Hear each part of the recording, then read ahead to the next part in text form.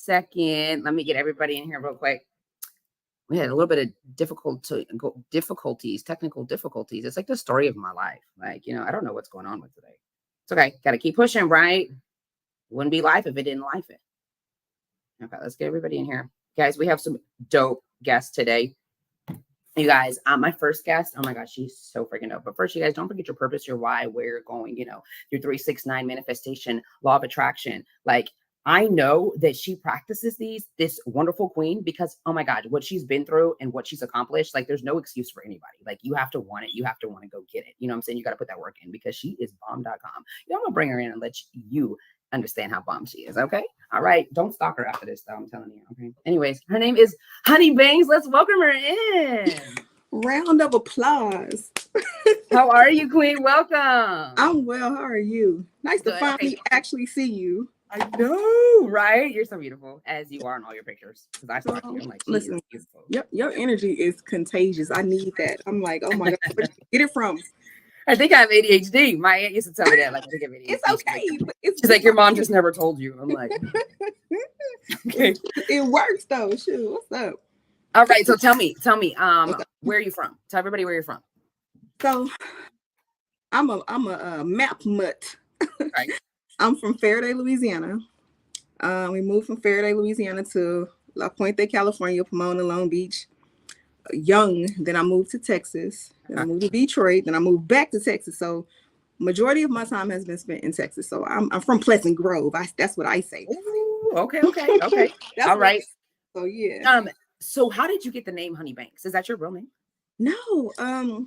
So a guy by the name of Cap Hill, who is now a comedian, was a musician back then and had a record label by the name of Capitol Hill, and everybody had a money related name. So he was trying to name me Payola. No. Payola. And I was like, I'm not changing. I'm not, I don't like that. And we actually fell out over that. Like, we fell out, and my cousin was like, what about Honey? You look like some burnt end honey. He was roasting me. And I was like, okay, Honey Banks, that's still some money. Okay. I like it. So it just rang. One honey in this, you got served or whatever, wasn't it her? That's a whole different. You just mixed up two different movies. I did. Honey is one movie, and You Got Served is a whole different movie.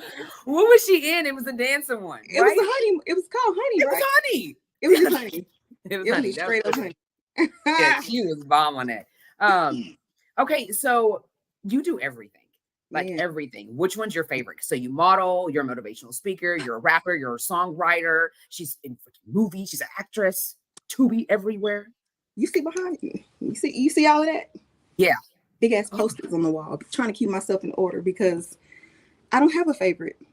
I just love art. Anything that pertains to art, that's me. And I feel like I splurge on my artistry. I actually started acting first at 4. And then I wrote my first song at like 4. You were acting? Yeah, in California.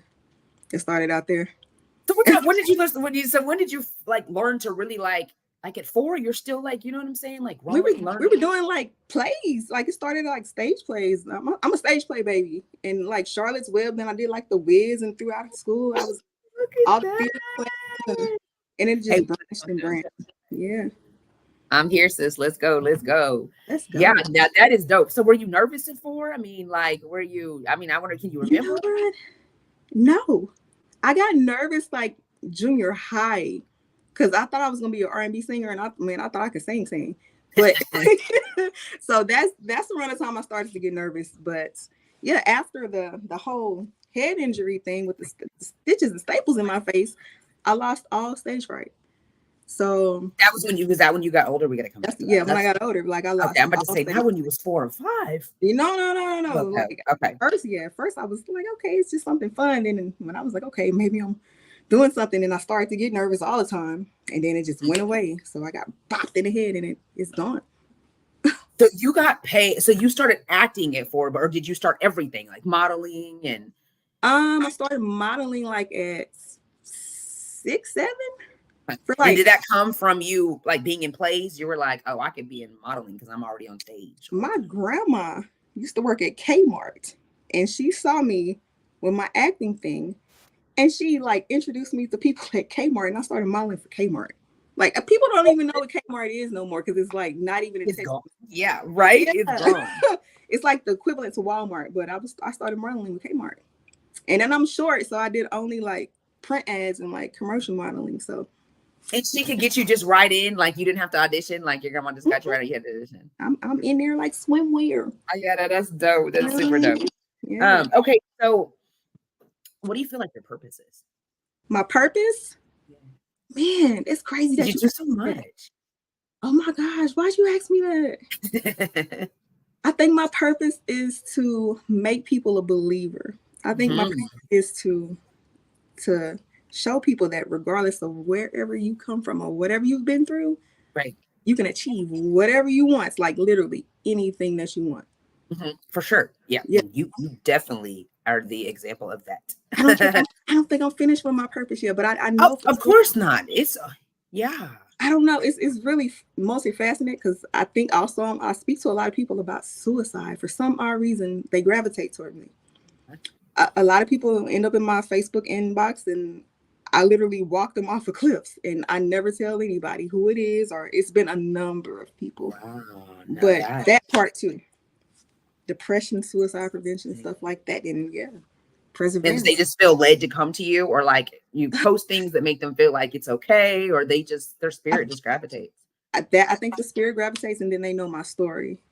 Okay, for sure. They come and ask for advice, and I'm like, and they just spill out. For some odd reason, people tell me their entire life stories, and I just I take it in like a counselor. I'm a shaman. For sure. In real, I'm a whole shaman. Yeah, for sure. So where do you see yourself in 5 years? 5 years. Everything that you do. You know what? Normally I have all of this played out, but I've been so busy I ain't even thought about it. You're gonna make me rewrite my life right now. In 5 years, I will have some more trophies on that wall.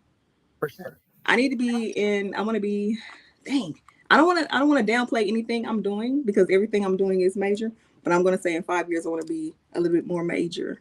Okay. For sure. She's major, y'all. Wait till you hear. She's major. You're in there. You're in there. Okay, so with everything, because everything that you're in is not easy. It's not a walk in the park. I mean, you've been told probably no a million fucking times. What kept you motivated to get those yeses? Because it takes a minute. It's worse than sales. Can I cuss on here? Yeah, for sure. I'd be like, fuck them people. I'm one of those people. I'm one of those people like, how dare you tell me no? If you don't want to give it to me, I'm gonna go make it myself. Like I'm creative, I could figure it out. I'm one of those people. Literally, me too. Like, that no gives me a big push to be like, I can do it. And don't piss me off. I'm gonna write a whole song. You're gonna but make sure you know it's about you too, because I'm not gonna stop going. Exactly. So yeah, like I don't know. I think the childhood trauma too, like being told I'm gonna be a starving artist and things like that as a kid. You're like, okay, I got tough skin. Like, it's crazy as a kid they're telling you this. Like it's just this world. This is as a kid, I'm telling you, you're not gonna make it. Like you're gonna be a starving artist, and I used to be like, really? Even Barney and Elmo were lying to the kids on those television shows. Exactly. Like I'm a star. That's okay. I still like my artistry, so I'm gonna do it anyway. For sure. Yeah. Okay, so define success in the field of being a actress. What do you define success? Wow. I want an Oscar. I don't think I'm there yet. I think my success once I actually booked my first thing.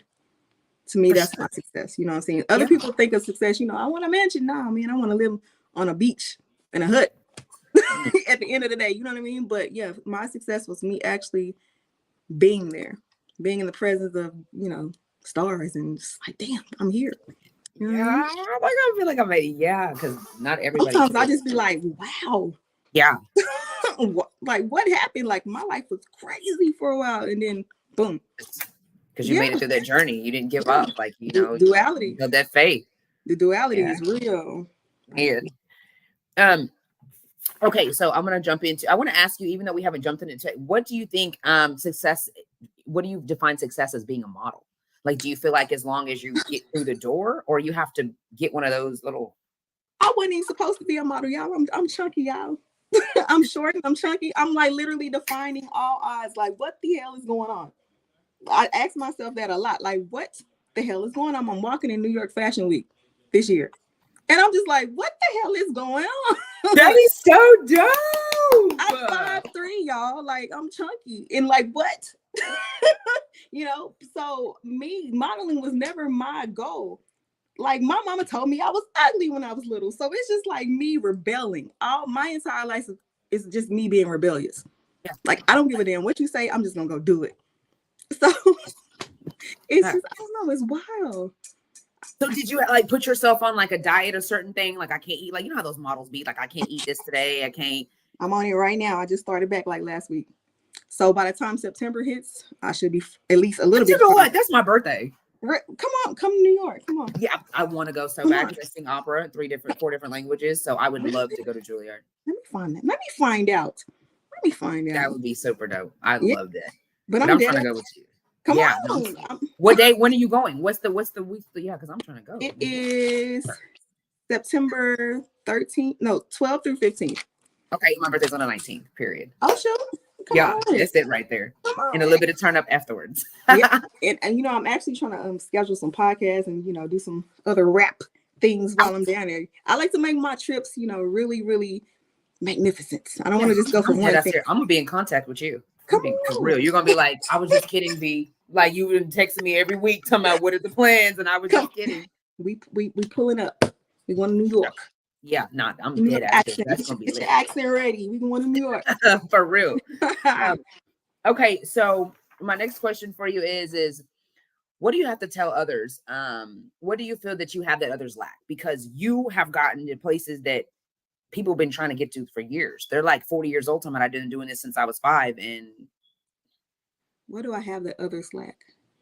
Probably the drive and the perseverance. Some people just give up. I could have easily given up. I could have easily just lay down and just folded. But what else the hell am I going to do? You know, I've been acting, I've been doing music since I was a kid. Like, to me, that's my thing. You know, and I think that a lot of people lack. It's not even the confidence thing. It's just the ability just to push forward. Right. You know, life happens. Did you have to get an acting degree? No. Okay. No. Period. People tell me I'm natural. I do take classes every once in a while, and I think I need a class right now just to freshen up. I need a class right now. I don't have it. No, I went to school for journalism. What you doing? Mass communications, journalism. Yeah. I wanted to be a news reporter, reporting live at Fox 4 News. You hear that voice? Yeah. I was one of them. I used to chase the ambulances and all of that. Yeah.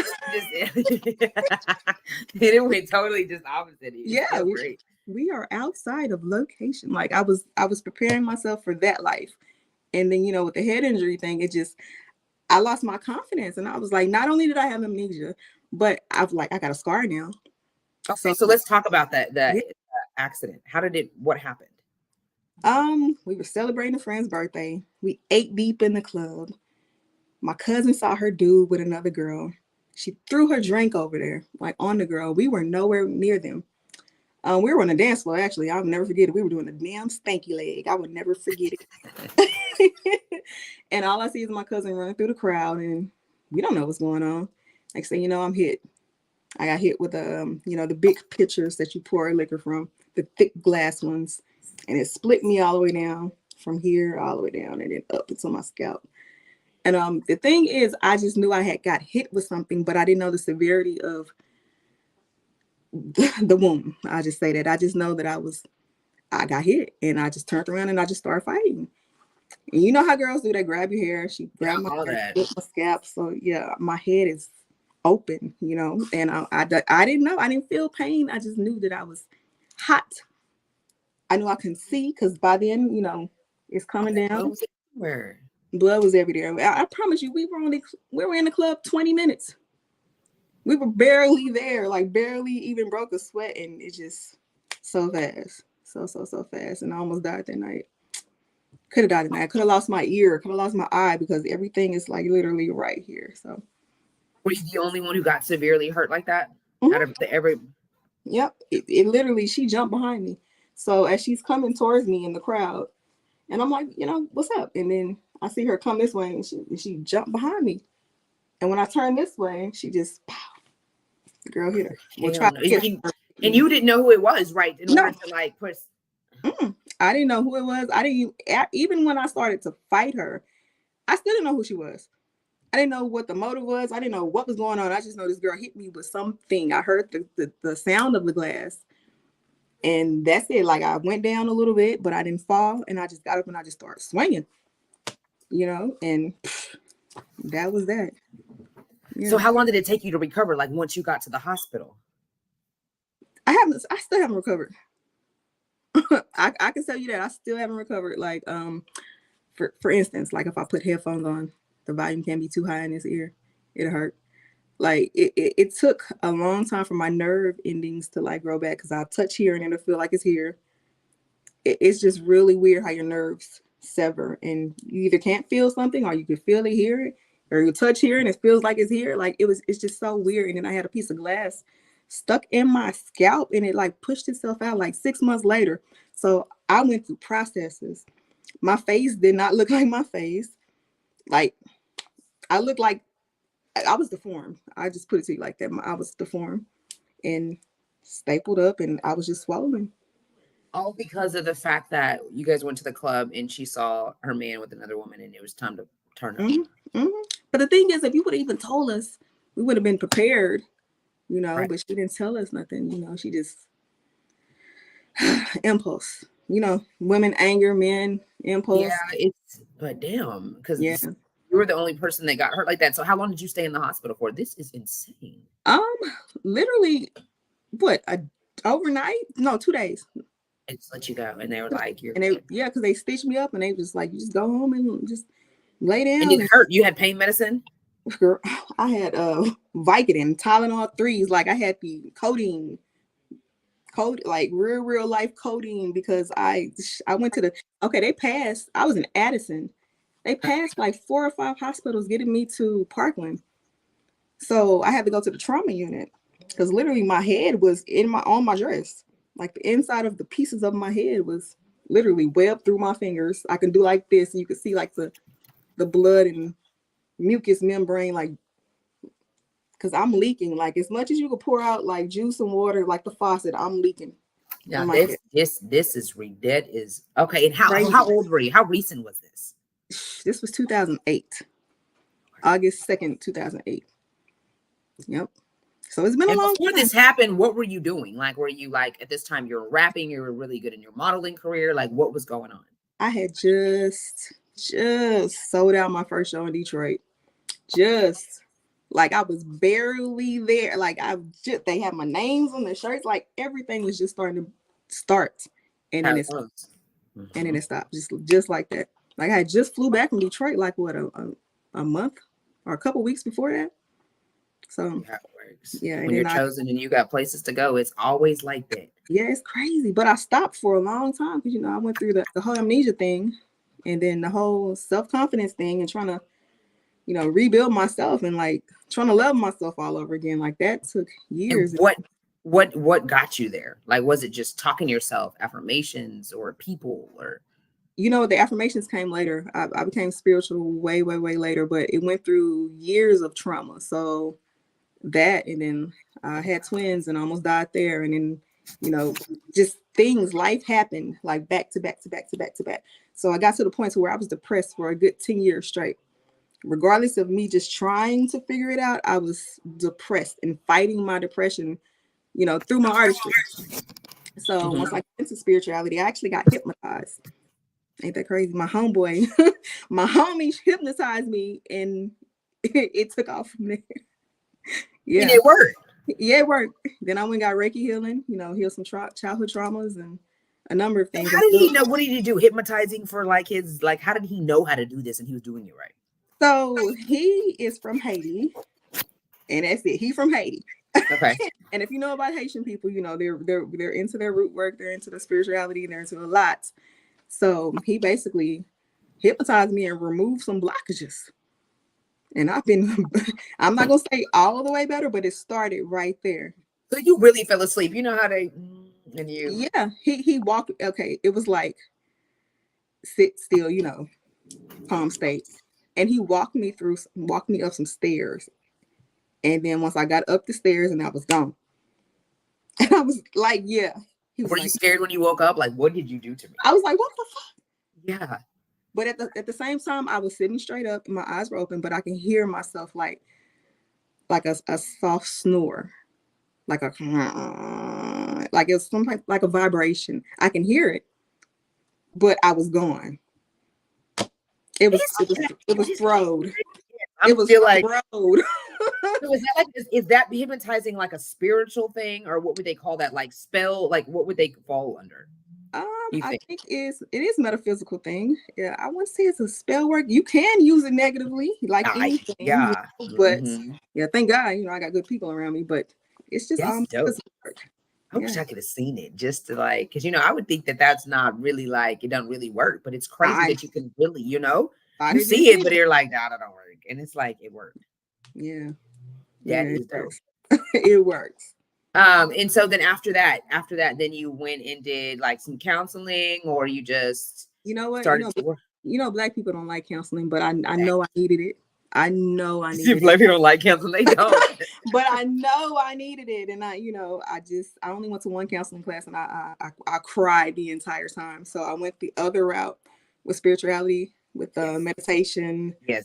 childhood trauma healing, the Reiki, that way. And I still go to my meditations. Right now they on hiatus until it gets a little bit hotter, but you can come if you want to. Yeah, But for sure. it's real life spiritual work. It's work. It's shadow work. I would love that. That's dope. And it Yes, also allowed me to, forgive my mama, because I was holding on to that resentment, but it took some work. I'm definitely like, I'm interested in that. That's dope. Why do you think black people don't like to go to counseling now? Because you show is right. Black people don't like to be vulnerable, The minute like you tell them that, I'm not going to that. like that whole interview, that off the porch interview was me forcing myself to be vulnerable. Think about it, because I'm spilling out my story to people who don't know me. Why would I do that? Why would I give you that information? That's all it is. Like, that's how black people feel. Like, I don't want to tell these people my business. Sometimes you need to. For sure. Yeah. You definitely need to talk about it and get it out. Yeah. Yeah. And the process as you're talking about it, talking through. Exactly. Because at the end of the day, a lot of things that I've been through, people have been through little bits and pieces of it. And I think that's why they gravitate to me too. Mm-hmm. For sure. So what's your favorite role so far in your career that you've done as far as acting went? Oh my goodness. As a matter of fact, I just got booked again today. Yay! I ain't gonna say the name of it, but I ain't even announced it yet. So it's announcing right now. I just got booked again. Period. I gotta take a shot on that. Take a shot. My favorite role, I think, probably the crazy lesbian. I think that was the funnest one. It was like the easiest one. What was that about, the crazy lesbian? A Beautiful Letter was the series, but I was literally a crazy ass lesbian, like a mentally ill lesbian, like just making her girlfriend's life terrible on purpose. And her name was Stacy. I really, really did like Knee Deep too, because it was based in Dallas, and we got this boogie off Dallas music and things like that. Yeah. Did you pick that role, or they gave that role to you? Like, you have to. I had an audition for Knee Deep. Okay. Yeah. Oh, that was the role. So Knee Deep. So this is how that happened. So Kendra King told me years ago. I was on her book covers first, and she found me through my music. Like, she was literally a fan of my music, and I started getting on a lot of her book covers. And she was like, if I ever do my first movie and start doing my films, I want you to play this role. And she came back and found me after I got hacked and started my page over. She was like, you still down? I'm like, yeah. Yeah, of course. Hell yeah, but I still had to come and audition, and battle up against other actresses, and it just worked. That's dope. Was that like your very first one, or? I would say Knee Deep is the biggest solo role, like biggest lead role I've done. And then Deeper, we just finished that one. That was the most intense thing. And that'll be premiering later on this year. So what do you have, like practices every day? They're on weekends. Like, can you work a regular job and do that?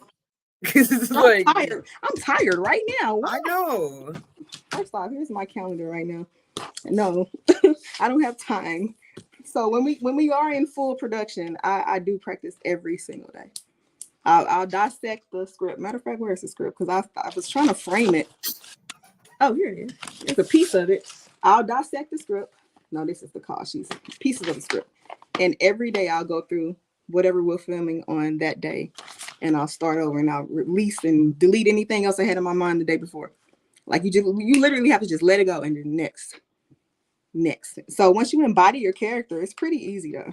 And you'll have to meet up like and go put it together. Like they give you an advance, or they're like you can do it yourself, and they just kind of program it all into one. Or well, you do the table read first, where everybody comes together and just reads through everything, and then you're supposed to do like cast development, where the two leads meet up and do things. But we didn't do that. Okay. We didn't do that. We just had chemistry, you know. But it's best if you're able to practice with your, you know, your partner. Do you ever get nervous like you're gonna mess up your lines? Hell yeah, I mess up all the time. Even and then what happens? You just like let it, or you're like improv, baby. As long as you still on the topic and you still got some of it, it's okay to mess up. Just don't mess up to the point to where you just forget the whole topic of what's going on. You know, stay with. And then the thing is, if you mess up, you got to remember your mess ups and repeat those mess ups. So if I improv, I have to remember that improv, because we have to take it from this way and then take it from that way, and then, you know, retake and then do it again. So, yeah. Okay, so how long do you think it takes you to like learn a whole script? Woo. Like, so I led this last script. I had the most lines on the entire script, and it took 2 days for me to just get the whole gist of it. Now, memorizing it, you can't put a time frame on that. You can't because, you know, look at your face like, hell no, you can't. I did a little bit of acting myself, and I was in high school. I was the Black Cinderella. You know, I was Brandy. I had the lane. Yeah, it was nice until I got off the stage and I got a standing ovation with the little white girl say, "Mommy, I thought Cinderella was white. She's black." I turned around. You ain't never heard of Brandy? They're like, Victoria. I'm like, sorry. I mean, I just, you know, like, Lord. There's barely any black people in the audience, and here she goes making it even worse. She not white today. I'm sorry. That's what she said. Like, you didn't see Brandy? I say, you ain't seen Brandy? Come over here and take a picture with me. You don't know Whitney Houston? Like, what's up? Like, what? Hello, get it together. Yeah. So I just know about the words, and I done messed up a couple of times. So I was like, cut. I need to go back and do this again. They're like, you was not supposed to say that. That's what I was like. I'm telling you, I think script learning is literally like learning your favorite movie. You have to, at that moment, make this your favorite movie. You know how people can do Friday, like word for word? You're damn right. That's exactly how they do. They got to fall in love and think that script is everything. Exactly. Like how they do them songs. They listen to them songs. Exactly. They got it done. Yeah. If you can, read the script every day. Just read the whole thing every day if you can. And trash the parts you already did and just start over and read everything all over again. So describe your last experience on stage. Like, how did you do? So let's say like the part that you just got today and you auditioned. How did you do? Did you mess up at all? Were you nervous? You had so I think it was last night. Yeah, it was last night when I texted you back and I was like, I was like, my bad. I'm right in the middle of an audition. And the crazy part is the character is insecure, right? So I put on the most insecure clothes to embody that character. Like my clothes were too tight, not fitting. Like my hair is jacked up, and I had to film myself, you know. And you know, it's just all about embodying that character. So I don't get nervous, but sometimes I'll slip up on a line or two. I love how you said embody that character. So when you're doing that, you're taking that character out of context, like out of that script, and making that person come to life, which a lot of people don't do when they audition. Yes, matter of fact, I posted that earlier. Like when you're auditioning, walk in as your character. If you know your character, if you're a crackhead, if you're a Pookiana, like you better come in, tweak it. You know, you come in like that. Most people don't do that. You come in ashy, put some powder on you. You come in looking stink. Tear your clothes up. Yeah, they definitely gonna give you a little bit more. You know, And they're gonna be like, oh damn, I can see you in character. You know, they can actually see it if you come in like that. So that's what I do for everything that if I can. Right, Jay? Yeah, for sure. I like that. That's a good. Y'all better write that down, because I know I didn't even do that either. I just was like, okay, well, come on, who am I, Sarah today? If you're the judge, you better come in there with your gavel. You come in there with your briefcase, your robe on, like, hello, you know, like I can do these reels and these TikToks. Exactly. For sure. So where are your auditions at? Like, they usually virtually, or you have to like go fly out most of the time? So I flew out for the last one in Atlanta. Last night was virtual. Last night I did it in my hallway against the wall. The last one before that I went to Detroit. Just went to Atlanta. The Atlanta one, they said they'll let me know within 4 to 6 weeks. I'm like, Lord, please, I don't know what y'all doing, but I want that one too. So what do you do? You just see them that they're auditioning, and then you see it online, and you're like, I'm gonna go audition. You send your resume with your headshots, or they call you and they're like, we think that you would be a good fit for this, and you go fly out. They'll do both. So I had one in Atlanta like that. And I had to turn it down because I couldn't get back to Atlanta. But the other ones, they'll just be like, send your resume in, send your headshot in, and then send like a reel in of all your previous work. And that's it. And then they'll invite you to like, okay, you come out. The address is this, private location. So things like that. So how do you feel like that you got to go pay for the flight? You know, if you spend the night, you know, you're investing and you're supposed to invest in yourself. But, you know, if you're auditioning every week, you could get kind of expensive, and you not knowing that I'm about to get this part and get paid for it. How does that? Because you got to have, you know, money management. Exactly. That's the gamble and the hustle. So that's why when I touch down in any location, I got to make sure it's lucrative for me. I got to have something else set up, a meeting with somebody else, a photo shoot with somebody else, an interview, so that my trip is not in vain, just in case I don't get that part. Where did you come from? I love it. Yeah. This is what I do my lectures on. When I teach people how to get in this game, I let them know, hey, if you're gonna make that, charge people to do that. How would you charge to teach them how to get into the game? You know what? I haven't charged people for consulting. I'm going to. I literally just had a meeting about that last Saturday because I've been consulting for a lot of people. I got steps on the wall.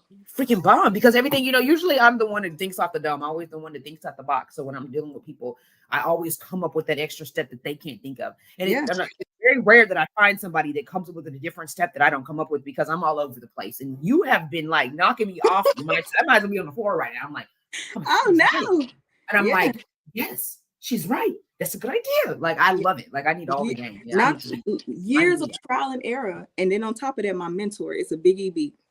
I don't know if you know who is a Big E Beat is, but he produced my Dougie, Busted Wide Open. You know, he has your mentor. Okay. That's one of them. Yeah, that's my mentor. Like, that's not only my mentor. I treat him like a father. Like, he guides me appropriately. So with all my hiccups and fuck ups, trial and error that I learned on my own, he also takes those next steps for me, you know, in the industry, to make sure I'm not getting screwed, because they will screw you out here. Yeah. They sure will. They will. They will. Okay, so while we talk about being screwed, a good one that I want to talk about is, hold on. Not that somebody called me right now. True, people will tell me to sell what I write, but I teach them how to do it. People tell me to sell what I write, but I teach them how to do it instead. Can you hear me? Can you hear me? I can't hear. Say something. Can you hear me? Damn. Hold on, let me leave and come back, I think, right? I was just about to say that. You might have to do that. Leave and come back? Yeah. Okay. Let me see. Y'all, she's bomb.com. I'm trying to tell y'all, being in Tubi movies, 1 million views. Wait till y'all hear her story. We haven't gotten like a little bit nitty gritty of what she's like been through, but her motivation, what's pushing her, like, she's incredible. But you see how she comes up off the dome with all this extra, like the extra stuff that we don't think about. Like, of course, if you don't remember all your lines, you need to come in fucking character. Like, I never thought about that. I love that. Okay, she's back. Perfect. Okay, I love that. The character, I'm just loving. I was just talking about how you just gave us those jewels. That it's just like, jewels. I can't. You dropping some jewels that I'm enjoying. You're awesome. What else you need? What else you want to know? I would drop all the jewels on you right now for him. You're awesome. You definitely are.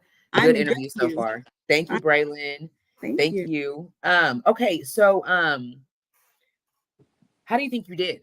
Like, I know that you got the part, but how do you think you did when you auditioned? I was like, oh, wow, I look so bad. But that's the character. That's the character. Yeah, that's what I was like, wow, I look, because I was supposed to look like somebody that had let themselves go. And I was like, when I looked at it after, I was like, God, I look terrible. And I got a little, insecure about it. And I was like, you know what? But that's who she is. So I just went to sleep. I was like, man, fuck it. What's mine is mine. And I love it. And hey, everyone, congrats on the new movie coming out in December. Yeah. It came out already. Yeah, it was bomb. Y'all need to go see it. No, we got another one coming out. Oh, it's coming out in December. That's the new one. That's the other one. Part 2 is coming out. Part 2 will be out in December. Hold up. So how she gonna leave? First it was me. Now she gone. So Deeper Deeper. Oh, is that Kendra? Who is that? Patricia King. Yeah, Deeper is part 2 of Knee Deep. So now I can't hear you. So okay. So there we go. So Knee Deep came out in December of last year. Deeper's coming out of December this year. It's part 2. Part 2. Okay. For some reason, I got 2 questions. I got to get this one off my head before I forget about it. But okay, so the agencies, you know how a lot of people, they want to get into acting, you know what I'm saying? And they get into these agencies, but these agencies really screw you over because there's like you audition, then they're like, okay, well, I'll take a couple of pictures for you. We'll see if you got it. And you got to pay $400 for the pictures. Then they tell you to join the agency. It's like you're in the agency. Okay, we like you. You're going to have to pay, $2,500 to be a part of the agency. Then you're part of the agency. And then once you get a part of the agency, because I did this, when you go audition, you make it, but they want another $2,500. I know exactly what you're talking about. It's like, wait a minute, I ain't even made no money yet. Did you go to that big casting call where there's like 200 women or 200 people in there, and they be like, I went. You're gonna go from that camera. You're gonna do your little part, and you gotta wait all day to get called. You're so excited. You gotta go to the other room, and this is where the money gets to talk. So I went through that process too, but I didn't go through the process because I stopped when they said money. So I've always learned that if you have to put money in it first, no. Go to an agency like Rainy King Productions, who's doing all the movies right now. I'm not a part of her agency, but I don't think she's asking for money up front like that. It just doesn't make sense to me. You can get your own headshots, you can get all that, money is going to come out of your pocket anyway to get yourself established. But it's like $5,000. Like I had got into it with the lady because she was like, you did it. She was, I didn't give it to her. We got into it. Like she told me like, well, maybe you just don't feel like she really got into, we was on like this. And she was really dope, but she was, well, maybe you don't feel like I got it. And you feel like, maybe you just want to, she said, well, maybe you just want to be just a celebrity in your hometown in a DFW, just want to be regular. You coming with me, I'm going to introduce you to this, that, and the third. Like I told her, I said, but you want $5,000. That doesn't guarantee me anything. You can't tell me that with this $5,000, I can at least make 15, 2,000. I'm saying the 5,000 is for you. I still got to pay for my trip, my plane ticket, my, hotel, eat. That's insane. So $7,000 were basically, you know what I'm saying? Because I want to be comfortable, and I don't know if I'm gonna make a penny. How about this? If y'all are willing to invest $5,000, let me see how you can break that down. Go get you some headshots. Go do you some self takes, and that's basically where you sit in front of the camera and tape yourself, work on a monologue yourself. Go and get into an acting class like the T-Bell acting class downtown. An awesome white lady. She go hard. Her name is T-Bell. Look her up. She has classes. If you are really about that, go to KD Studio, figure out, that's a whole other bag. But with $5,000, you can do a lot. You can do a lot. Get you a reel, or you can do a small production with $1,000 of that and put yourself out there. You know what I'm saying? Like, you ain't got to go that route. If you want an agent, it's going to come to you. But you ain't got to do it. Definitely. You don't got to, that's a lot of money. That's a lot of money. This is how you're eating. This is how you pay your bills. Exactly. I mean, it's working, but you're not gonna fool me. Get your wardrobe right and get ready. Yeah, buy you another $1,000 worth of clothes and get your wardrobe right and get ready to get out here and audition. Now, have you ever done a part where you hated it, but like you had to get money for it, or you're like, I really hate this part. I really. I do more on the music side that I hate than I've ever done on the acting side that I hate, because I won't submit to something that I have to subject myself to some bullshit on the acting side, because I know that's a tedious task and you're going to be around these people all day. Music side, I'm 15, 30 minutes, I'm in and out. I may not like y'all, but I'm just going to go get this bag. Point blank, period. But yeah, got you. Music side, acting, no. We're actually going to go into the rapping side. Oh, so you write your own music, right? Yep. And you write other people's music? Yep. Well, not anymore, because I'm mad. I'm not doing shit else for nobody else right now. Why? Because they extra, they just complain, they lazy. People don't like to do paperwork correctly, and that's my thing. That's my thing. Like, I'm not a young artist no more that don't know shit. Uh-huh. My mentor is not gonna let it happen. He's gonna protect me, and people just really, really, really like to get on. Your mentor's kind of like your manager. Yeah, he won't manage me because he cusses. He be like, "This some bullshit." So I he'll think you do like replaced the word with mentor instead and try to still make it the same kind of job. he'll do like some of the deals for me, like the bigger deals or if the music deals. Like for instance, I was about to sign an Empire distribution, and he got me out of that. Like he was like, "Hell no, Empire's not what y'all think. Empire's just distribution, not the record label. So it's two different sides." So yeah, but he walked me through the process, and he cusses a lot. He won't let shit happen. You know, he introduced me to the Rap A Lot Records family, Jay Prince and all of them. So he's walked me into doors that I couldn't get myself into, and I'm appreciative for that. How did you meet him? Jay Prince? Yeah. Biggie. You know what? I wasn't even paying attention. I was literally like twiddling my fingers like we were at the rodeo, and I was just like, because we were going to go meet Bun B for the rodeo. And I looked up, and he was like right in front of me. He was like, "Oh yeah, honey, here, Jay Prince," and I'm just like, "Yo," he's like right here. I'm like, "Hey." Like, what the hell? Yeah. Cool ass dude. Bling the hell out. Dark glasses on, just chill, all black. Nice to meet you. I'm like, okay. Yeah, just real cool environment. Rap A Lot family You're treated at the me right well. places at the right time. That's Yeah. dope. They treated me good. So my ties, what up? And you just kept building the relationship since. I mean, yeah, that's just one of them. You know, we have a lot of different relationships on different aspects of parts of the industry. I'll just say that. Okay. I'll That's just dope. I like it. You know how to hustle. You know how to multiply it. It's all about who you know, all about your network and keeping those networks on a positive aspect. Yes. Bridges be getting burnt left and right. Just don't burn your bridge. And it's crazy. It's like you don't want to get your money. You want to, or you keep that connection, which is your money, basically. Yeah. And it's like you don't.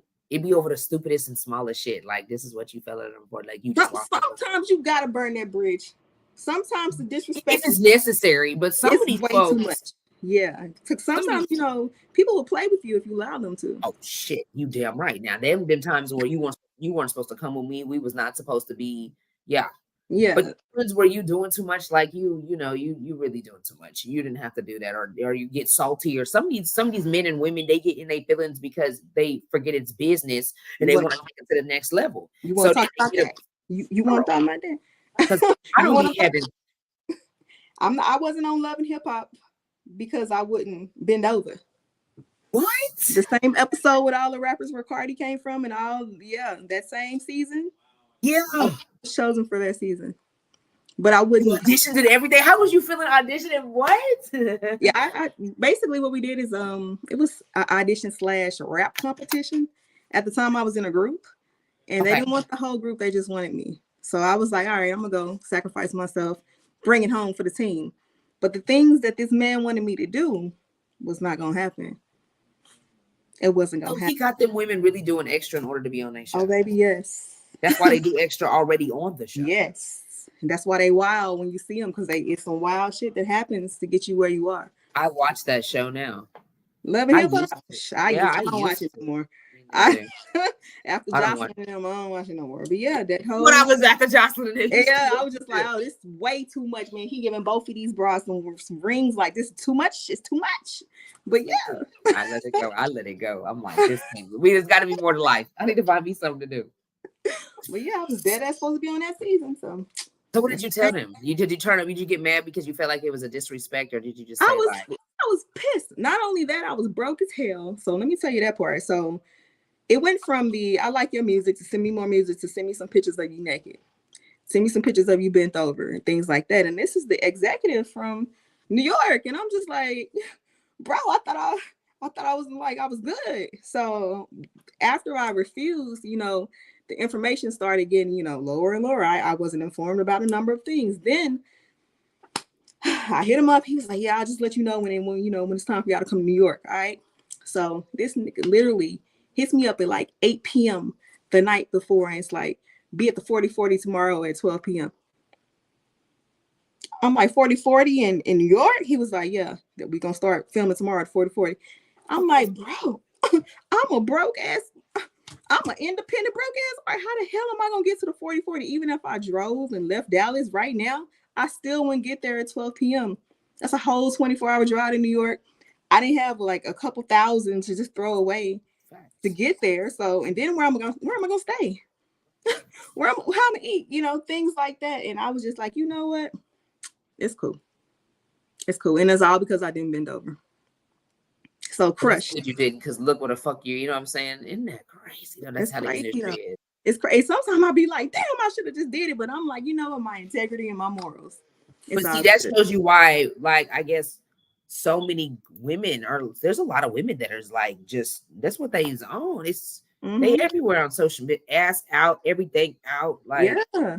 I mean, shit. I'm not gonna lie, I regret it sometimes. But shit. the What he people are say? scared to rejoice or share its subline, where their head is most of the climb, and bind voices tap the line. I made friends with mine, inflamed choices burned out in time, broke on broke ashes to ashes gone in a flash, like flashes blowing I faster think than he my rapping. catches. Yeah. There's no reason or rhyme. I no longer feel like a dime. I just know how it is, how it is as time passes, like the price is up and down like the gas is. So don't gaslight me. Say one thing that entices me. I know you know Dot, that dot, dot. I life lessons. Already. He rapping. He was rapping. Come on. Yeah, I caught up. I'm not I mad. picked up on that. Yeah, man. Look, stay in your bag, poet. That's all I'm gonna tell you. Stay in your bag. Stay in your bag, poet. Period. For Because the game is sure, crazy. Stay in your bag. isn't it? Yeah, So do you charge to perform? absolutely, absolutely. I How much won't you leave out charge? the house now without being paid. Do you have like a set price for everyone, or does it just depend on who they are? It depends on what you want from me, what your budget is, and how long I gotta be on my feet. Cause woo, I mean, I've done a hosting gig for like 8 hours one time, and I'm on 8 hours in heels. So things like that make a difference. Yeah, I'm talking about I got performer feet, I got stripper feet.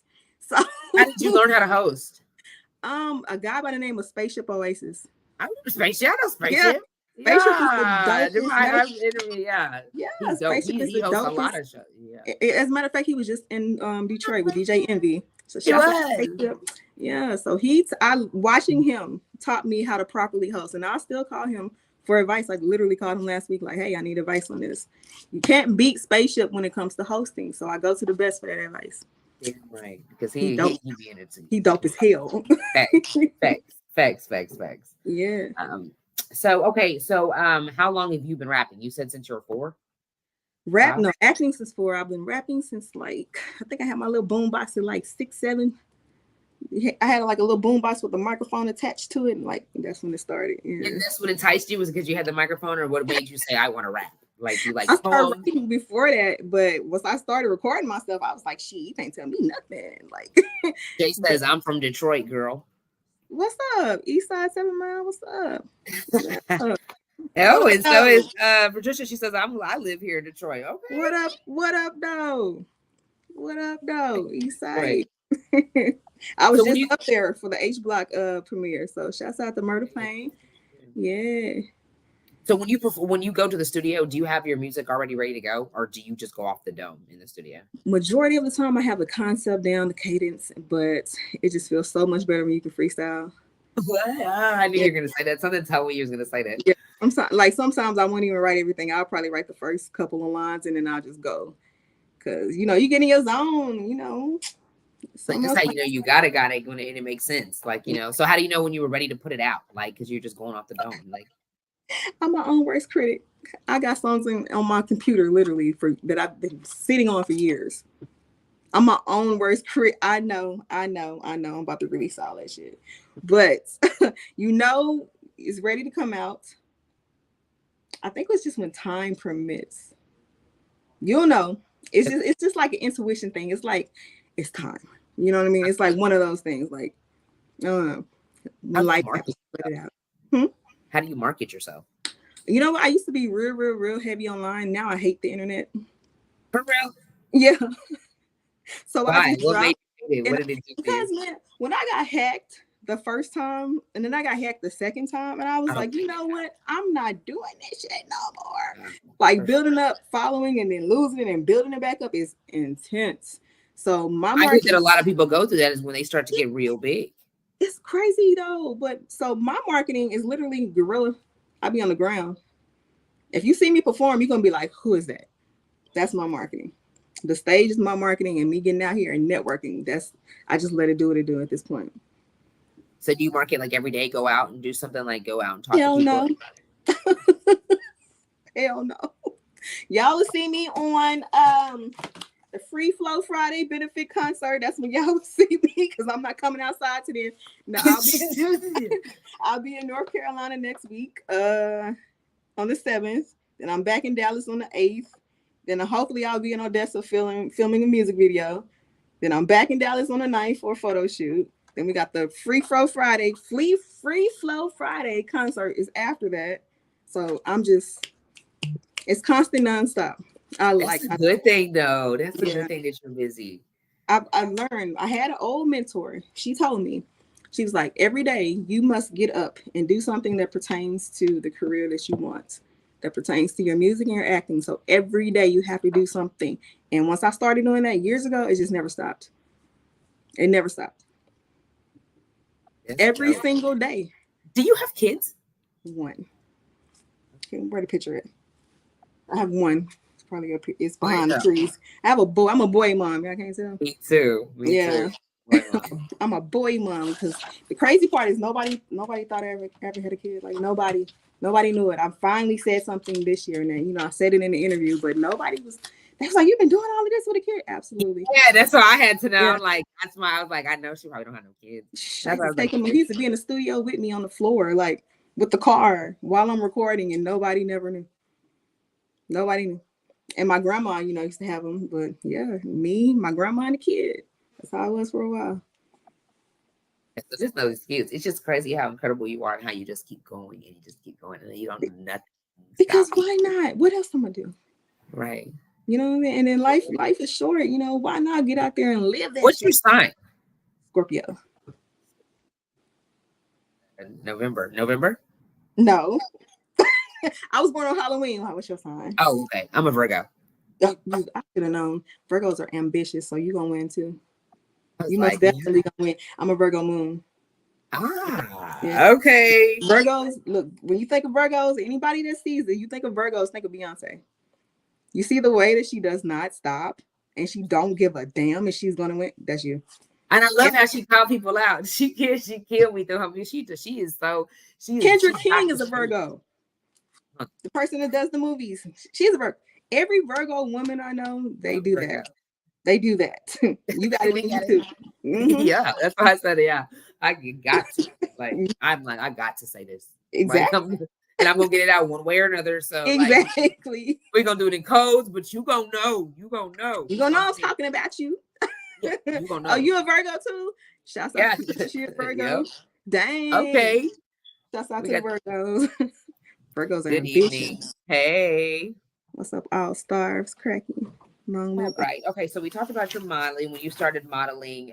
So when did you decide to start doing motivational speaking? After a lot of people began to gravitate to me, I was like, you know what? Maybe I got something here.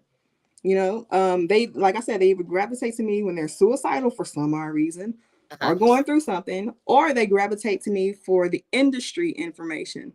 So I do two separate things.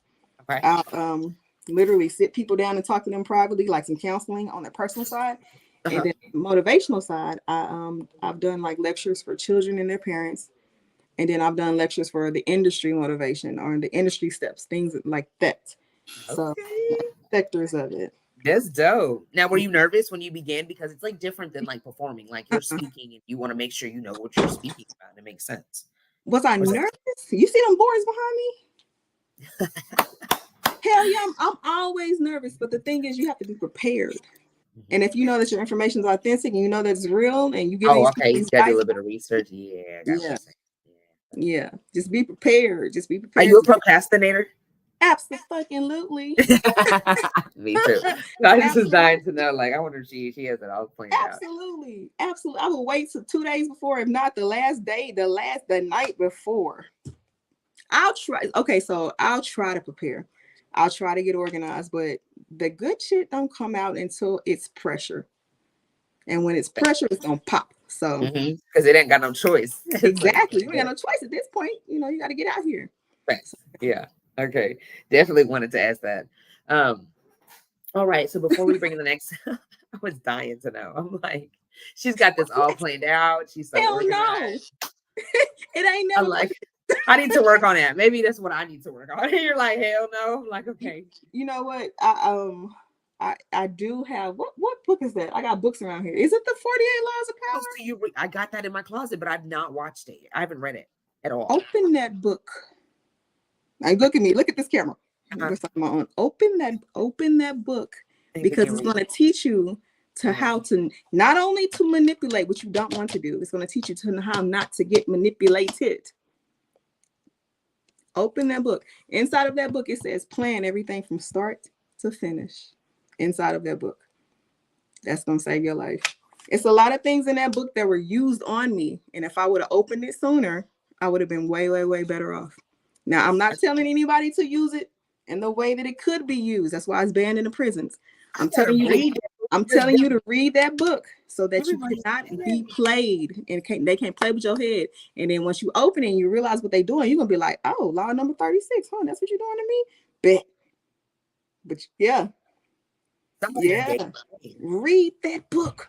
It's going to change your life. I'm going to definitely start reading that because I showed it $40-some, I think, for that book. Oh, read that damn book. Yeah, sure. I'll never forget. I said, how much is this? You don't got anything I can rent for the week? It got keys in that book. I'm telling you, it'll save you. Oh yeah. Yeah. I'm two fish. I hear you. Okay.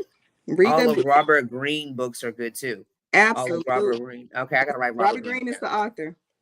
The Law of Mastery, the 48 Laws of Mastery are 50. He has one with 50 cents. He has 48 Laws of Power. He has, oh man, that man is phenomenal. And he's been through do you read the books or do you listen to them audio? I used to do the audio books, but if I need to be like, hold on, I think this bitch want to really use a law on me, I'm about to flip it over and be like, all right, that's it. So I'm gonna read it. Okay. But the audio books, you can do it online on YouTube. They do have a 48 Law of Power audio book too. Or everybody say that they love their audiobooks. They're like, you just put the headphones in. But for me, I think that I need to read. I'd like to read the book. I do both at the same time. But sometimes the audiobooks. See, always a step of fucking head. Yes, let them read the fucking book. Yeah. So you turn on the audio and then you go find it and read it with it. You know what I'm saying? And then stop it and take it in and be like, all right, I got that. That's what I'm talking about. Yeah. I told you this whole interview. It's like you have that extra, yes. I think that I would tune in more because I wouldn't be thinking about I'm reading, I'm getting you could just like how they reading to you at school. I love the idea. Why didn't I? And then sometimes the voices get on my damn nerves. Like I turned off one last week because the girl, I was like, ew, I want to hear you. Shit. I want to hear this. Do you think that you would ever do that? Because you act read the actual find a book and actually read and try to get your stuff. Yeah, and try to get your stuff. Yeah. Girl, I'm too country. I'm a country bumpkin. Some people say I talk proper. Texas people think I'm proper. When I go up north, they be like, what you say? No. Those Greens say some ish. Oh, yeah. I'm about to say, what Greens? Shouts out to Bandit Trees. This is a green company. But I'm like, what you talking about? I think he's talking about Robert Greene. Oh, yeah. Okay. Those Greens say some, book, The Green. Yep. Okay. Yeah, I gotta check that out. I gotta check them out. That got me motivated. So when do you read? Because you're always so busy. I was just thinking, what, in the shower? You got the book waterproof? I'm just. When do I? You know what? Being that I've already read everything I wanted to read, I read The Alchemist by Pablo Coelho, and that was good. You need to read that too. Do you watch TV? No. Do you own the TV? You can tell. You don't have any time. You're reading in your spare time. There's no way. But even before that, I turned the TV off in 2008. Yeah. Why? Just because you felt like it wasn't necessary or just a distraction? I woke up. Okay. Remember, I wanted to be a news reporter. And then I found out about propaganda. And then I woke up. And I was like, I'm not going to be programmed. And you know what I mean? You go through that whole, wait a minute, what are they feeding me? Yeah. No, for sure. Why would I want to report this? The propaganda thing. I just was like, no, turn it off. And I turned it off. So I only watched Animal Planet. Something that, that can inform me. You can watch Tubi though, because you're on Tubi. Y'all, she's been on Tubi. I watch me, or I'll support my friends. I'll watch their things when I need to. But other than that, I will not watch TV. Okay, so the last question before we get out of here, we're gonna say the best for last. Okay, guys. How was it whenever you Art of Seduction? Yeah, he said long live art. Yeah, 48 Powers of Art of Seduction. I need to Write those down. Yeah. Write those. We got to put you on these books. I'm gonna start reading them. They will not play you. They will not play with you. Those are these books. You will not play with me books. That's what those are. I gotta get them. I gotta get them for sure. I'm gonna start reading that Law of Power tomorrow. I can't wait. Yeah. I can't wait. I'm gonna open it up, and I know the only thing about books is I feel like when I like them, I can't go to sleep. Like just do I'm one like, chapter a day and let okay. that one chapter penetrate.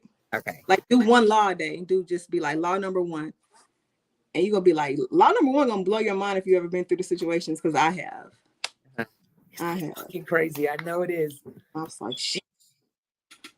Okay, so before we get out of here, I'm gonna ask my last question. When did you start getting on Tubi movies? And like, how like did you get to like when you tripping? Like you're like, I made another big step, especially when the views got to popping out. The crazy part is, I thought Knee Deep was my first time on Tubi. I didn't even know what Tubi was, and then I went on Tubi, and I was already on Tubi from the previous work, and I was like, wait a minute, The Beautiful Letter that actually made Tubi. Like, Knee Deep was the biggest one. I can't say the amount of views, but it was millions, double-digit millions of views. How does it feel? I just be like, what the hell?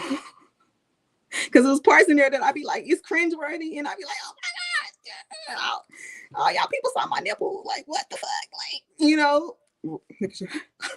my dad. Did you feel some type of way when they had to see when you had to show your nipple on camera? It wasn't even supposed to be. It was a slip, and they left it in. So yeah, and then you know what? I was like, you know what? I signed up for this life. Embrace it. Right. But at the same time, my stomach was like, oh shit, oh God, I'm gonna throw up. Like, it's nerve-wracking, but at the same time, it's self-fulfilling, because I feel like I did something. I checked off something off my, my manifestation list. So it's the thing. It seems like I've been watching Tubi movies. Like they actually are some good movies. Some of them on there, but they all seem like they got BBLs. They got the perfect body. Like, yeah. And you know what? The crazy part is, a lot of women have been coming up to me like, I'm so glad they put a girl that ain't got a BBL. Yes, that's and I was like, I thought about getting one. It's everywhere. They don't know everywhere. It's like everybody got a booty.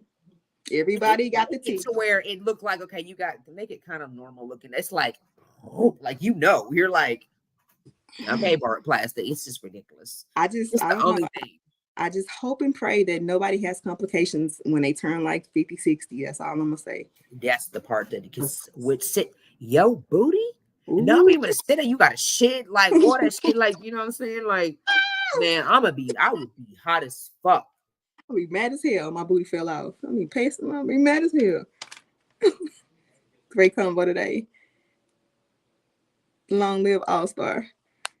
Shouts out to him. You froze again. But yeah, that was the last question anyway. So I think she gonna come back. Come on, where's she at? There she go. Okay, perfect. Yeah. Can you see me? Okay. Yeah, I see you. Yeah, but I couldn't. I just that's what. Then it's uneven and everything for the most part. So it's just like, I've seen some great BBL bodies, and then I've seen some terrible ones, and I just be like, babe, if you happy, I'm happy for you. You know what I'm saying? But I don't think I've seen one. I think I've seen one, but other than that, it's just like that's the ones that don't pay for it. You know what I'm saying? They go and get chop shop for like $2,000. You got to pay for that. You got to go pay to get it right. You know what I'm saying? See, the income tax ain't gonna hold it down. I'm not gonna lie. When I went to Detroit last week, that was the most amount of BBLs I've ever seen in my life. I was like, damn.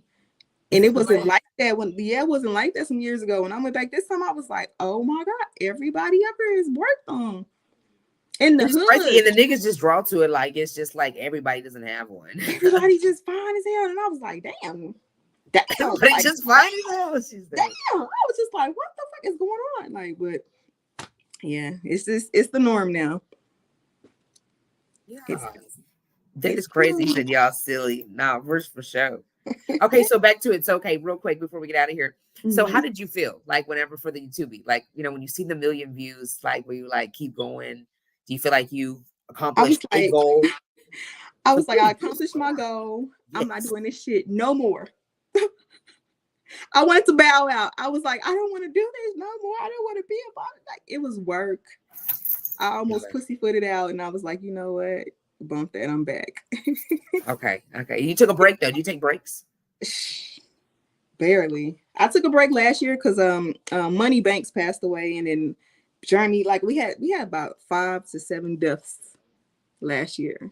So between me filming and doing everything I was doing, my people were dying, and I was like losing it, you know. So I took like probably a month break, barely, you know.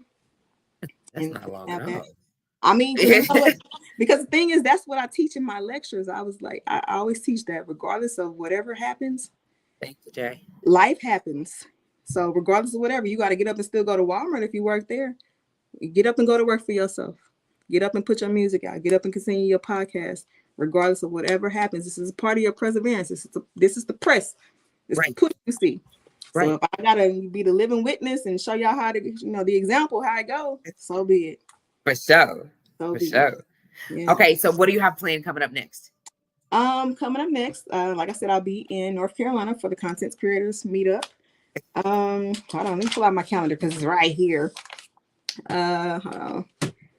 Hold on. What's this month? It's about to be June. Okay, yep. So I'm about to go shoot the Come Here video. So if you listen to the Meet the Banks album, which is guaranteed to get you pregnant, it's a nasty ass song in there called Come Here. I gotta go shoot that video.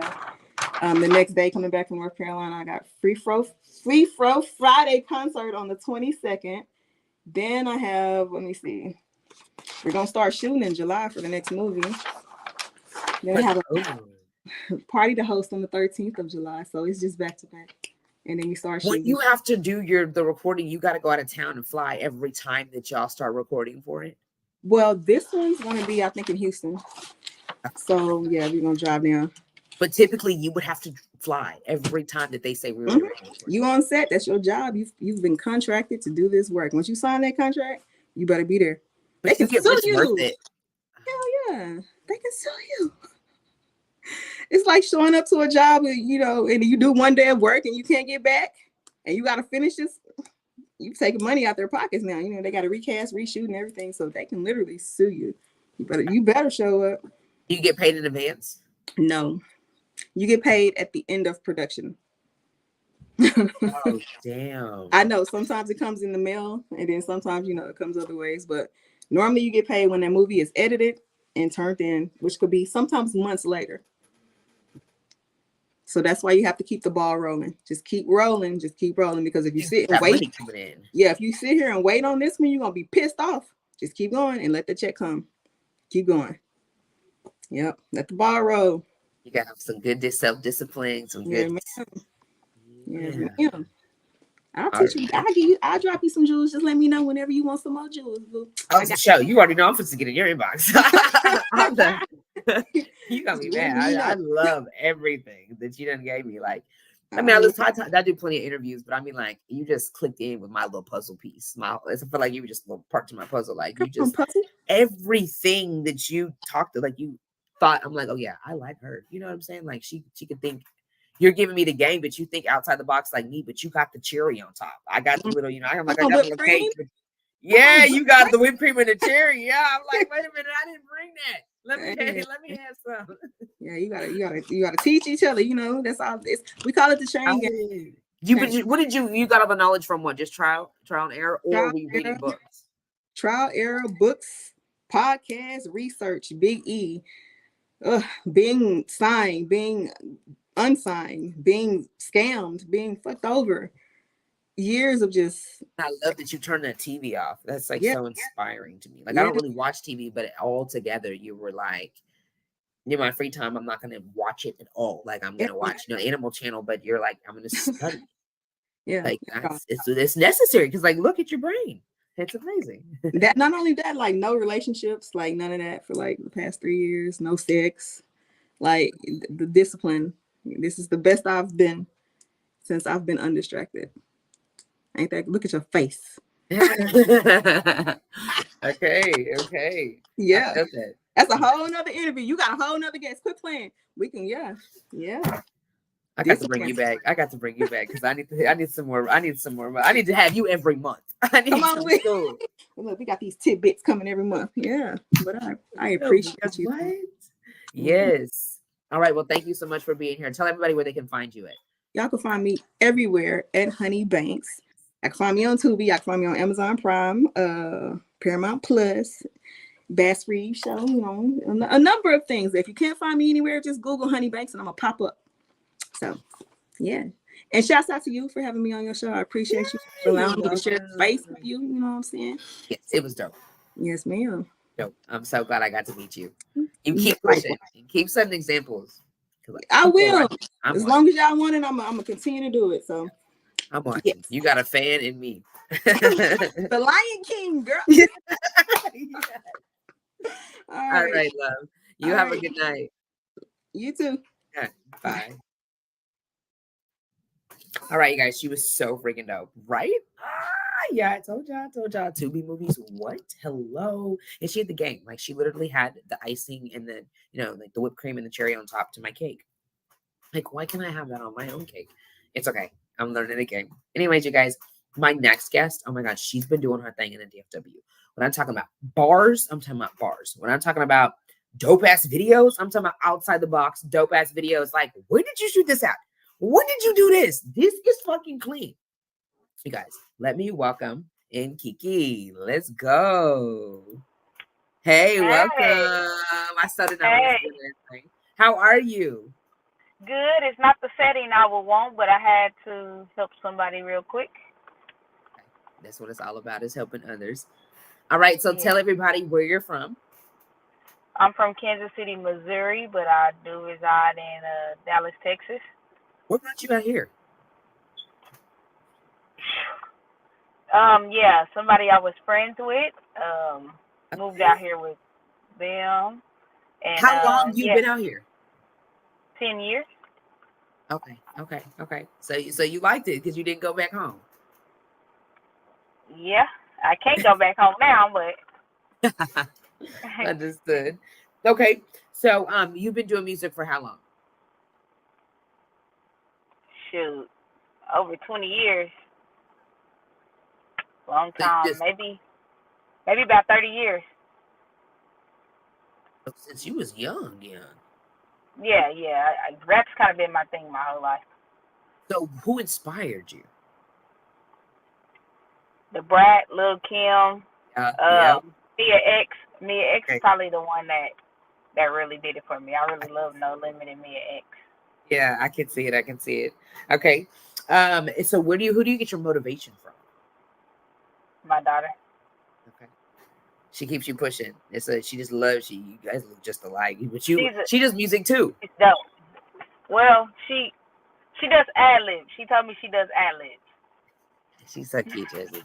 You had to tell her I said hi. She is so cute. She's getting so tall. Thank you. Yeah, she's a trip. She's a dope soul though. Uh-huh. So she's the one that just keeps you pushing and keeps you motivated to keep going. She does. Like it's never a dull moment with her. Like every day. I've never met somebody that wakes up happy every day. Like it's strange. Even if I feel like having a bad day, she's real funny. She told me she's a comedian, so she's funny. Okay. That's dope. Okay, so do you know your purpose? Say that again. Do you know your purpose? Yep. I feel like I do. As far as the music goes? Yeah, I've been put here to help people. And through your music, so you put things in your music that you feel like are going to help people, through their day basis. When they wake up, they can listen to your music and it's like, I can feel better. Yeah, I've kind of lived my life like right in front of the camera, especially like with the biggest stuff that happened to me over the course of the last 4 or 5 years. I didn't suffer in silence, and I made a whole album about it. So like so far, everybody that's heard the songs, they just call me or they be like, I can relate to this, even though it's not your situation. I can feel it.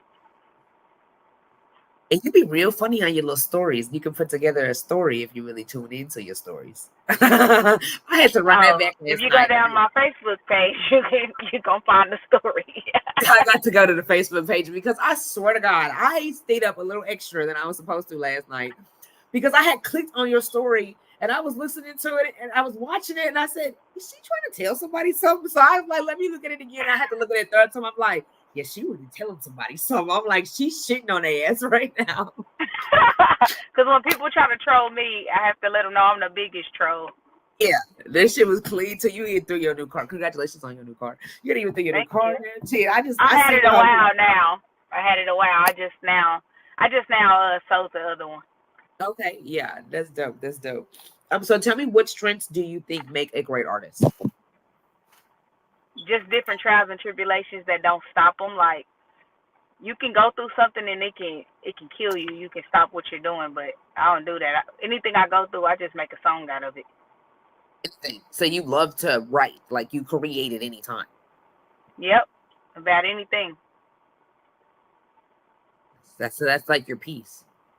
Yep, anything I go through. I When feel did you like start writing? when I was a real little girl, I would write raps, but now I just I can't even really say I really write anymore. We just go put on the beat, and then like the most I write is maybe the hook because I put some thought into that. But when I'm rapping, I'll say something and then I'll stop it and replay it and listen, and then whatever comes to mind that rhymes with that, I say it. So that's how I get a whole song. So, did you ever write poetry? I did when I was a kid. Yep. It's probably what helps too, because you can rhyme when you was young. I sucked at it. I sucked at it. I tried so bad. I was like, forget. I was like, I don't want to do this anymore. I don't want to do this no more. It's easy. Somebody has to write it for me. Okay, so before you go to the studio, because you're like so badass, you know what I'm saying? Do you have to write your music and memorize it before you go to the studio, or you're like, shit, I'm going up the dome? Nah, I literally, QTZ, literally, we get in there, he put the beat on, and we just be bouncing ideas. Literally, whatever comes to your mind, you just say it behind the word, and before you know it, you got a whole song. Now, is he like your manager? No, he's like my brother. That's my rap partner. No, I have a manager. No. Yeah, we're actually in negotiations right now. How'd you find them?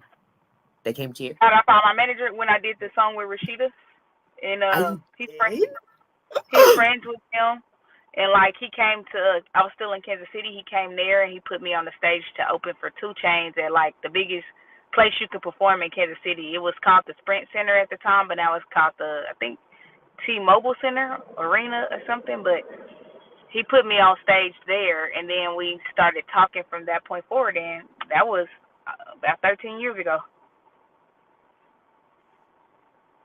Like and people be just in the right place at the right time. That is dope.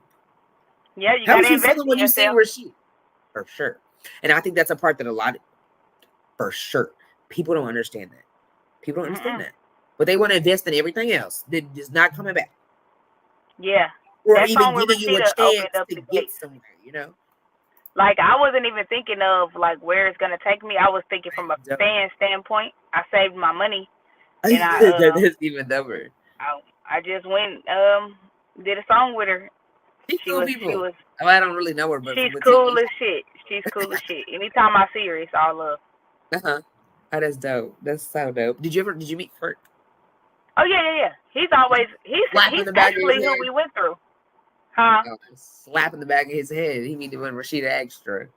He's crazy about Rashida for real. I don't understand. I guess it's the different day for the different day, but it's like you love her, you're crazy over her, but then you cheat on her. Like, I think it's just a TV show, to be honest. Okay, there you go. That made me feel bag. It's a bag. It's a bag. Oh, you're right. So they have acting parts just like all the rest of the movies. They just want. They have business partners. They really have businesses. You would know you was down there. Okay, that makes sense. That makes sense. You're right, because we wouldn't watch it if they was just. I mean, we would, but it's more intense if you got the tea. It'd be boring if they didn't have any drama. There you go. That's what I'm trying to say. Yes, publicity, facts. You're right. Mm-hmm. That was a good one. Okay, so how many songs do you record at a time when you go to the studio? Sometimes 2. Sometimes I can have writer's block, and sometimes I'm feeling it. Sometimes I'm not. It really got to be the moment for me. So what is writer's block when like nothing comes to the nothing comes out? I can't think of nothing. Because sometimes, you know, you have real life problems going on and stuff, and sometimes you can't think. So, like, for the most part, though, if I do go, I already have like a thought. Because I could be laying down in my bed, and if something pops up in my head, I'll put that idea in my phone. And when I go to the studio, I'm going to pull it all together. Up and do. Yeah, you serious about that? It wakes you up out your sleep. These thoughts in the rhymes. I could be at the mall. If I randomly saw something and thought about it, I put it in my phone so I can come back to it. That's smart. That is smart. How do you market yourself? I literally just shoot videos, post them, but drama sells. I'm noticing that. So once I started putting my real life on display, people just ate it up. That's what they want to see, and it could be a good and a bad thing. Some people want to see the entertainment, and some people are really going through it or going through something else, and they see you, and they like. I get a lot of messages saying you're so strong and you're resilient, and I wouldn't be able to do this, or you inspire me. So that's what keeps me going too, because there's nothing that I could be ashamed of. Like, I walk in my truth. That's just who I am. So if my story inspires another person, then I'm good. And that's how you know you're growing, when you're willing to like open up and use it as a testimony to help others. You know what I'm saying? A lot of people be like, I mean, this is out there. Well, you obviously didn't fix the situation and grow from it. Because what's the point? Why are you so upset? Care. Yeah, right. Exactly. That's exactly how it's supposed to be. If you really changed your ways and you're on a different journey, like, you know what I'm saying? You're leading by example now. You're supposed to give back and help others. And some people need that as strength. They need that. Like, no one's going through this. And it's like, damn, I see her every day. She's smiling. She's beautiful. She's rapping. She's with her daughter every day. They just have the best, the best relationship in America. I never thought she would be going through what I'm going through. And it's just like, what? Exactly. I can do it. Yes. Yeah. So writer's block isn't possible. I just hop to a different track. Sometimes I can do that. Because sometimes it is the beat I'm not feeling. Because me and Quinte, we like two different styles of beats. So he might like something and I'll be like, that ain't it. But then sometimes he'll throw a verse on there and I'll be like, oh, okay, I can hear it now. But like, y'all always go to the same studio together. Like, y'all studio. He record me. He record everything I do at his house. Oh, okay. He's the recorder. He record himself too. Understood. He creative. Is that like your team? Like, yes, y'all have a team. Yeah, but most of my music team is in Atlanta. So like, I really wasn't supposed to be in Dallas. I was supposed to go to Atlanta. But okay, that's exactly what I was fixing to ask you. I'm like, so how did you build there? How long were you in Atlanta to build the whole team out there? When did we go to Atlanta? It was the Rashida stuff. So once I met him, and that's where he's from, he lives in Atlanta. I used to go back and forth to Atlanta constantly. Okay. This is making sense. Okay. Because I'm like, damn, in fucking 24 hours, 48 hours, you did all of that? No, I used to travel back and forth, but now it's a different world now. Like, I have a videographer here now, and of course, QTZ recorded me, and everything we do now is through email unless we absolutely have to be together. That's dope. So they promote you a lot out there, or they handle it, everything. Or is it more yeah. We're in talks with deals right now. That is actually a good place to have your team, though. You know what I'm saying? That's dope to really have that and have Dallas, because I would before Dallas, I would want one in Atlanta. That's where it's at. A lot of people tell me, like, I seen a post the other day that was like, they were talking about artists and like shouting artists out, saying that they could make it, but it was like, you can make it if you get out of Dallas, you get out the DFW, you get out of Texas. So it was like, you really gonna have, and I've seen a lot of people leave Texas and get on.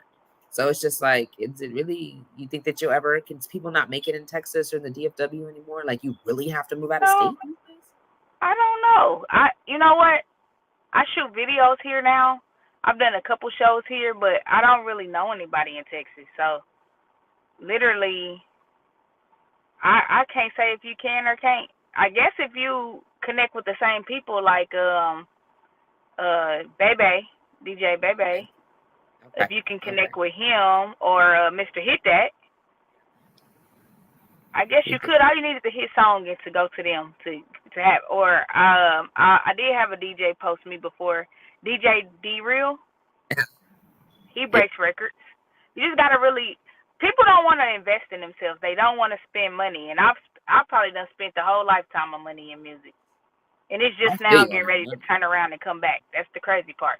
You just can't they stop. see that it's just and it's like they have too much, either they don't want to take that time to like work that part-time job or work that whatever, you got to do that second hustle to just take that money to invest. It's like, I don't want to do that. I'm tired or I'm not going to take that money and do all that. I've been working on these extra hours. I'm going to go on trips. And it's like, okay, but then I'm not successful, but you didn't nothing's free.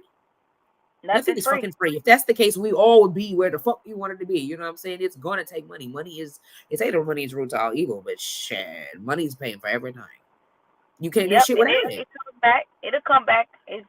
Like I said, I'm just now getting to the point where it's getting ready to come back. You're consistent. That's one thing. Rain, sleep. Like you said. You said that. Wasn't that you? You said that your dad had just passed. So wasn't it? And you were doing that. The video. I went and shot a video. I went to Atlanta. Like I felt every part of it. I did. I even had your story right when I was snooping. I seen that last night. You had it on your story, right? Yep. Okay, I told you I was snooping. Yeah. That's what I said. And I had to go back again, and I was like, I kind of like sat there, and that's why I kind of went back. That's the second time I went back. The third time I went back because I'm like, she's saying something to somebody. But that second time, I was like, damn, I was like, she lost her dad, and then she still went, and I had to look back at you making that video to see your facial expressions. Like, how did she handle it? Did she look sad? Did she look like she's going through something, like really digging deep? Like, I was really trying to look you down to see, like, and it's so fucking crazy. You would have never known nobody that, not even, like, your dad passed. You know what I'm saying? You wouldn't know shit. Like, you just really went into that mode and took care of that and handled that business and put all those feelings aside. And that shit is badass because that's your dad. You know what I'm saying? I was like, I don't know if I would have been able to do it. I think a lot of people wouldn't. They would have been like, you know what, we got to reschedule. Fuck that money. My dad made an excuse, played, it's not an excuse, but it's like, you were like, I'm on a mission. Like, I have goal. My dad was a fan of mine. He would never want me to stop. That shit was so like, I was like, okay, because I was in a dark space in that video. I don't watch that video. Like, literally, I just posted because I really need to post everything constantly. It doesn't matter who's tired. Oh, thank you. It doesn't even matter who's tired of seeing me. I've learned that I gain new people every day. Every day. They come out the woodworks. Every day. For sure. And you never be surprised if who's seeing you in secret, and then they come out like, they fall in love. Like, it's just crazy. Some of these people are just like, you never know. Yeah. So how do you feel the internet has impacted your business, like the entertainment business, the music business, the internet? Everything is digital now. Everything is online. You have to have a presence online.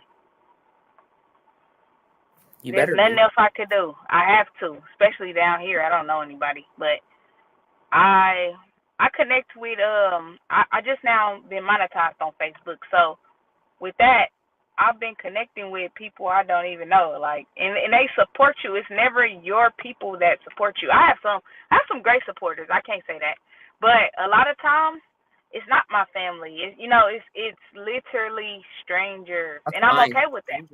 Yeah, me too. And I love meeting new ones every day. That's how I am. Yeah, it's how it is. That's exactly what I want.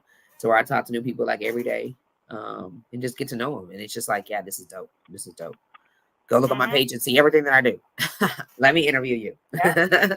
For sure. If you could collab with anybody, who would it be? Right now, I have a dream collab that's already here. But I'm going to go with one that is not here yet. Cardi B. How do you get in touch with these people? Like, you just reach out to their managers? Because, sometimes they don't answer back. If you got the money, they coming. So they answer back, and you just like, okay, I want to pay it. Yep. Plus, like, now I'm in a position where I don't do any talking. My manager does, and he knows these people. He's a songwriter for a lot of people. He worked next to a lot of people, so he's just kind of like in the background, but he makes all the connections for me. He do the talking. I wouldn't even know what to say. You see that? Yeah, for sure. Because we trying to talk them down just a little bit, whatever they on first, before we even agree to anything. Because I am. Yeah. Wait a minute. Okay, let's talk about this. What are we getting? Um, so what are different? So are there different days and different ways you like to create? Like on Monday and Tuesdays, I only do like R&B kind of, or like on Fridays, I do gangster music. Like, how do you separate? Or it's like however I fucking feel. Whatever comes to my mind, I do it. Like, I just became a spare the moment type of rapper now. I used to overthink it and, I need to think about this. I don't even think about it no Yeah, more. that's what I mean. Whatever's on my mind. People like simplicity. I'm learning that. So I can go all day long, a million bars, but as soon as I put out something simple, they grab it. Right, because you have to think about the songs that are just be like, this how it became lit. Like, do the stinky leg. Like, there's not that many words. Like, really, this is just so simple. Like, really, this is Me and this is it. QTZ just made a song called Eat That. Literally, that's what the hook say. Yeah, you When gonna y'all eat that shit. Yeah, you when gonna y'all eat gonna that drop shit it? up. They love it. We got a case for it. We're supposed to be shooting a video to it in a couple weeks if we can. We're kind of like in works for a deal for it, for that single. But it's just crazy because every time people hear it, they think they love it. And I'm just like, it was the most simple thing you could ever think of. They can remember it. Like it's easy. It's not so much Catchy. of the Because I know that would be me. Catchy. Like, I like this very. Yeah. So what are some key qualities or skills needed to be in your field in being successful as a rapper? You need tough skin. You always have to be teachable because you need the tough skin because especially posting online, people are going to say mean things. Some people are just at home unhappy with themselves. And they literally get online and get a kick out of trying to break other people with their words. So you have to be able to look past that. And then you have to be teachable because no matter what you know, somebody always knows more. Or even if somebody doesn't know something, it's always going to be something that they can teach you. For sure. Always. And then you just got to be willing to learn because a lot of people don't be willing to learn. Got to have an open mind. Like, it's crazy. I'm open to all kind of stuff. Yeah, because it's crazy. A lot of people, they will talk about the fact that they want to learn and they want the help, they want the knowledge. But once you get to telling them or trying to help them or giving them ideas, then there's a lot of people that are like, they got to come up with it. They want to last say so. But it's like, then why did you ask for help? Because it's like we trying to, and you still coming up with the same solution that you came up before you even asked me to sit here and talk to you for an hour and a half. I thought you was trying to get some help. It's something you need to try something new because obviously it's not working for you. And it's a lot of people that are like, no, I'm hearing what you're saying, but I didn't come up with it, so I'm not using it. Those are not team players. I'm a team player.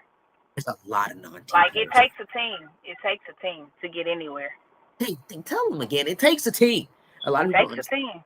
And everybody got to play their position. Everybody can't be the main position. Everybody cannot be, and that's what I love about QTZ because he says, I'll pour into you. He does. He pours his money. He say, if it's going to be you that's going to get us out, then I'll pour into you, and that's exactly what we do. How long you been knowing him? Because him and Bloodline, too. Yeah. He used to live in Kansas City. That's where I first met him at a studio I was going to when I was younger. And when I moved here 10 years ago, we had a mutual person we were hanging with, and we went to a party together. He was like, you don't remember me, but when he started talking, I'm like, yeah, I do. And I went to his studio probably like a week or two later, and we've been solid ever since. He just got me a new piece, Crack Team Forever piece. So what do you like? He's your manager? No, but he's not your manager. No, that's my rap partner. Yeah, no, he's not my manager. He'll probably end up going under my manager, but that's my brother. Like, we bonded by loyalty. You got you a nice brother getting you that chain look like that. That's nice. Yeah, we into the jury thing. You seen us last time we had our chains on, but did you get him one too? No. I have one, and then he has his own. They bigger pieces, of course, but then he got us these for like our squad. It's called the Crack Team because we feel like we dope. So it's a Crack Team Forever. I don't know how good you can see it. Yeah, I can see it. It has my name on the back. I like them. So can you share any lessons where you failed and then you turned it into a successful moment? I had a failed marriage and I turned it into an album. Fuck you, man. I No had a failed bullshit. marriage I'm too. I all didn't. for people and their marriages, but when it's time to go, you gotta know when to leave that party. Leave that party. But when I tell you the floodgates open for my blessings once I did, it's been crazy. Hello. Say that again. If you don't say that one more time, I felt all the above.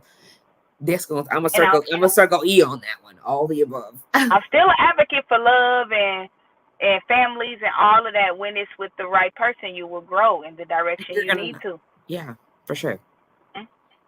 For sure. And it will come. You just got to be, you got different, seasons. You got to go through certain things for reasons. And you just got to accept what it is and learn from it and keep moving When I forward. tell you, I thought it was the end of the world. This is when my dad died too, when I figured everything out. I thought it was the end of the world, and I just didn't know God was opening me up to a whole new world where I was supposed to be.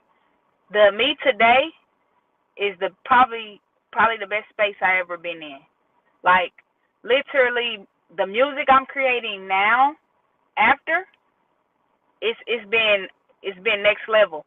The blessings that have came after is just crazy. I can't even believe it. I'm not even gonna talk as if like it's a good thing to have a failed marriage. It is not, but it's also a good thing that I have a voice now to help women who need to get out, who may be in mentally abusive marriages or physically abusive. I have a voice now. There's a lot that don't. There's a lot that are comfortable, and there is a lot of men that cheat on their women.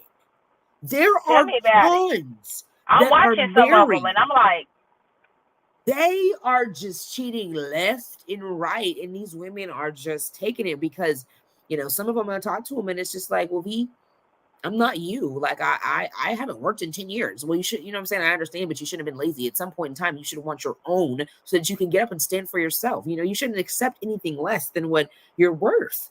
Like, I'm saying, no, that would not keep me.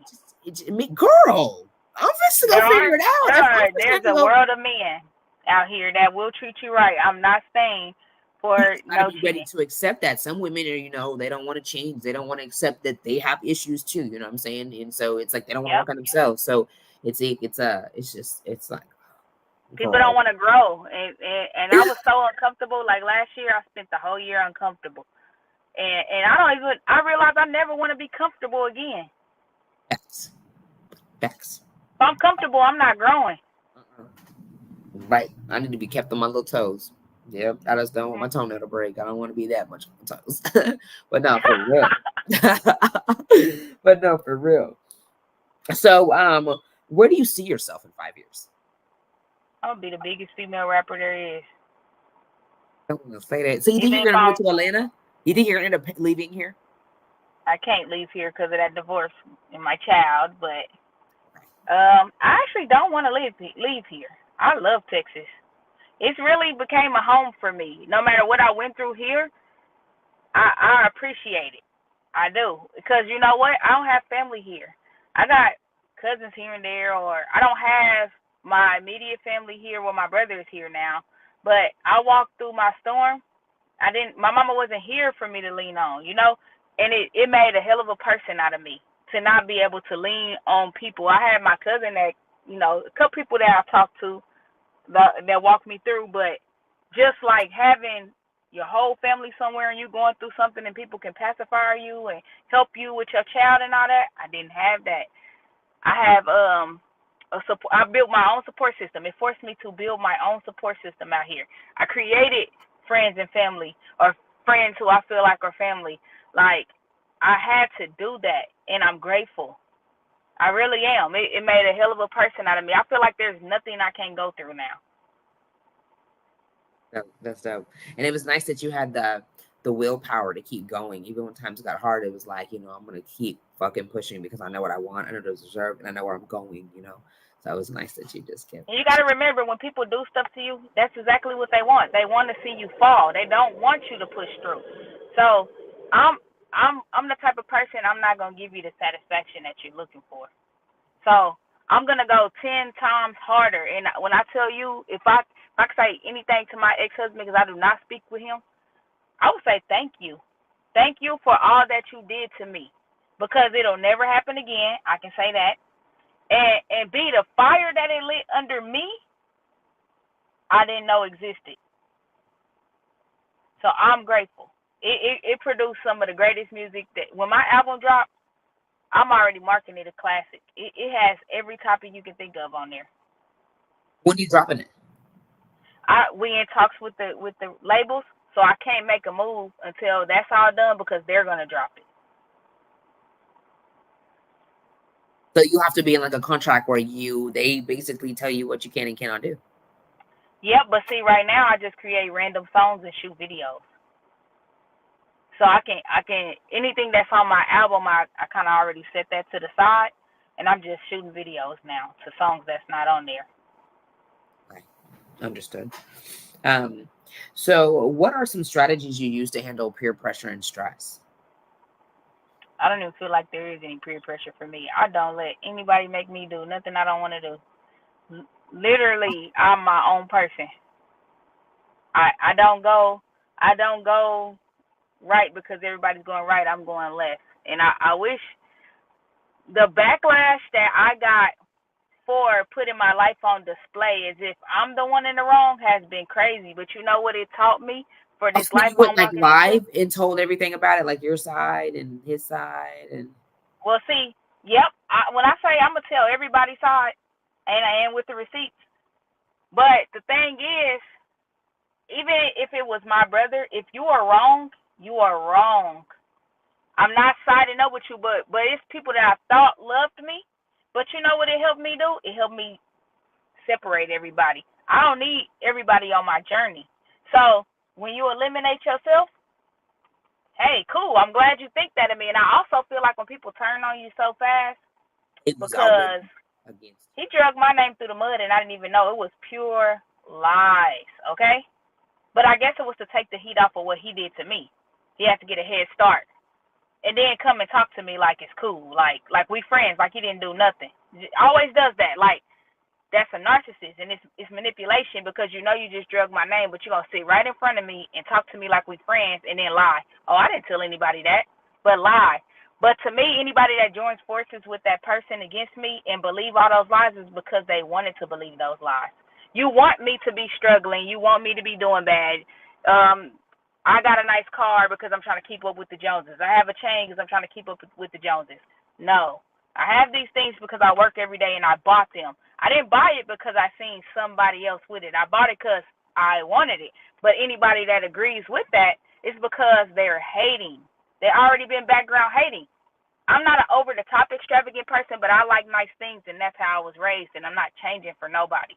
It's supposed to be like that. You fucking work for it. You know what I'm saying? Like I work every I'm day. not working to pay bills and, I'm just about to pay bills and die. No, if I want that BMW, Benz, Lexus, whatever it is I want, I'm going to get it. If I want to dress nice, I'm going to do that. Yes, I'm going to pay my bills first and have a savings, but I'm doing it for me because I want to. You see how hard, yeah. People do too much. And why are you in my business anyways? You need to find something to do because obviously you're not happy. Because what the fuck do I have to do with you? I'm not even paying you to know my business. Like it's just like, why do I? That's how you know you popping. That's when you know you're doing something right. Because it's especially when you're married to somebody that hates on it, and it's like, damn, I didn't know you hated me all this time. I was elevating you. So all this time you hated me. Did you ask to leave? I left. I went and got an apartment. He kept on bringing up how he wanted an apartment and all that. He couldn't get one. I went and got one. Peace. Yep. See you later, alligator. Ain't look back. Not going to. But yeah, that's what's wrong. He mad. Yeah, he's mad because you can be, yeah. And he's still out there trying to figure it out. Mm-hmm. So how do you handle setbacks?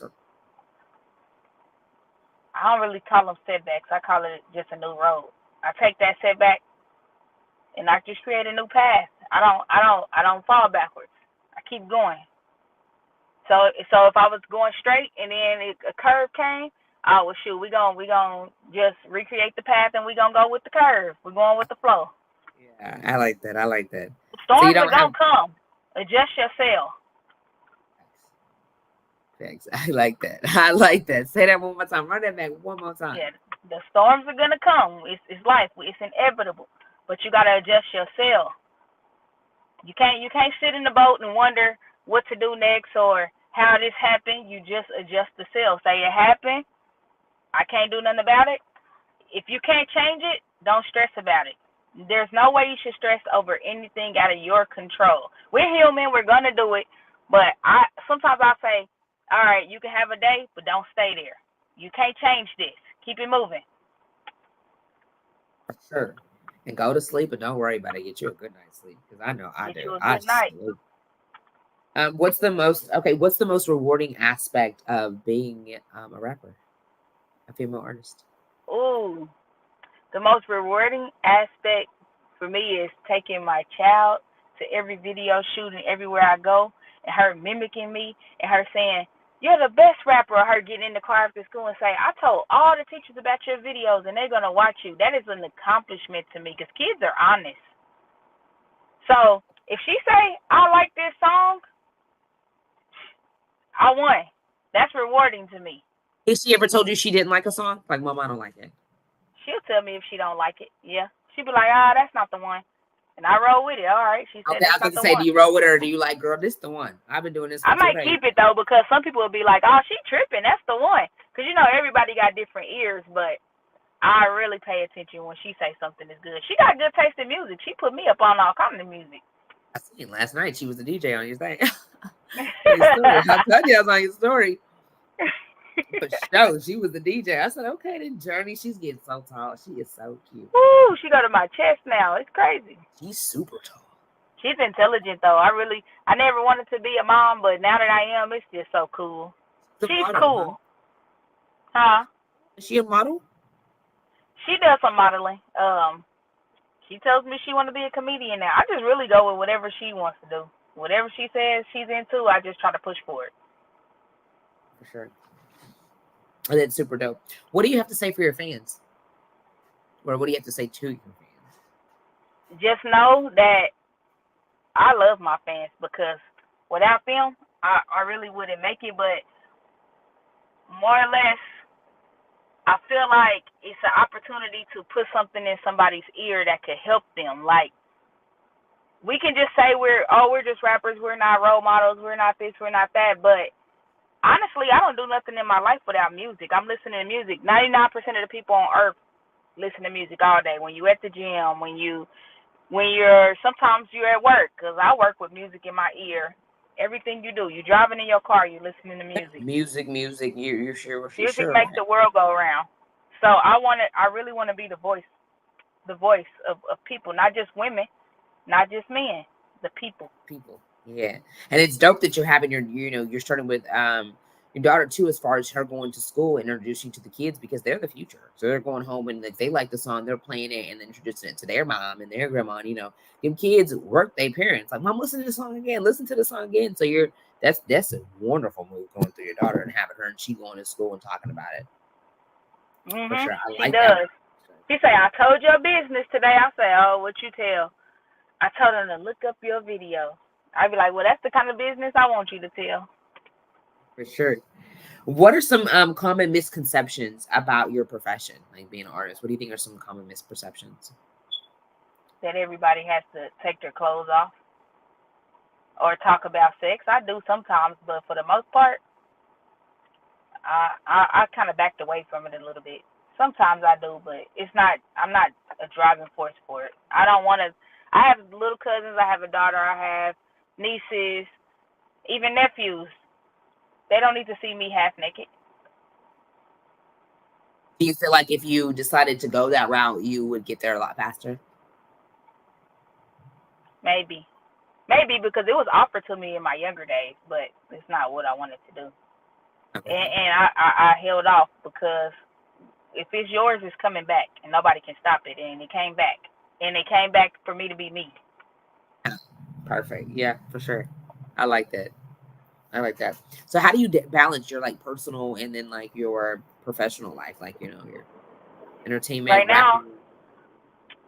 now, I've been focused on buying a home, making sure my daughter is mentally right, you know, because going through divorces and stuff is hard on kids. So I took my focus and I put it into her. So I make sure she's busy. I always ask her how she's feeling mentally. And when it comes to my love life, I'm a little bit more private right now. Right now, I'm private about that because I'm just not in the space in my life where I care to share anything about it, you know? So Oh, so you're dating now? I date.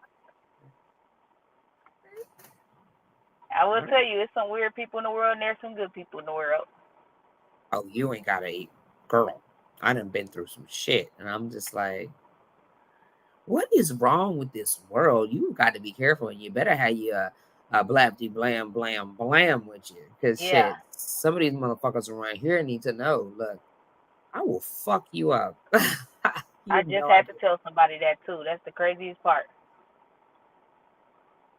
Like, I'm not like you can really some motherfucker will snap around here. Like Yeah, you I might can be put nice, some but I got a whole flip side.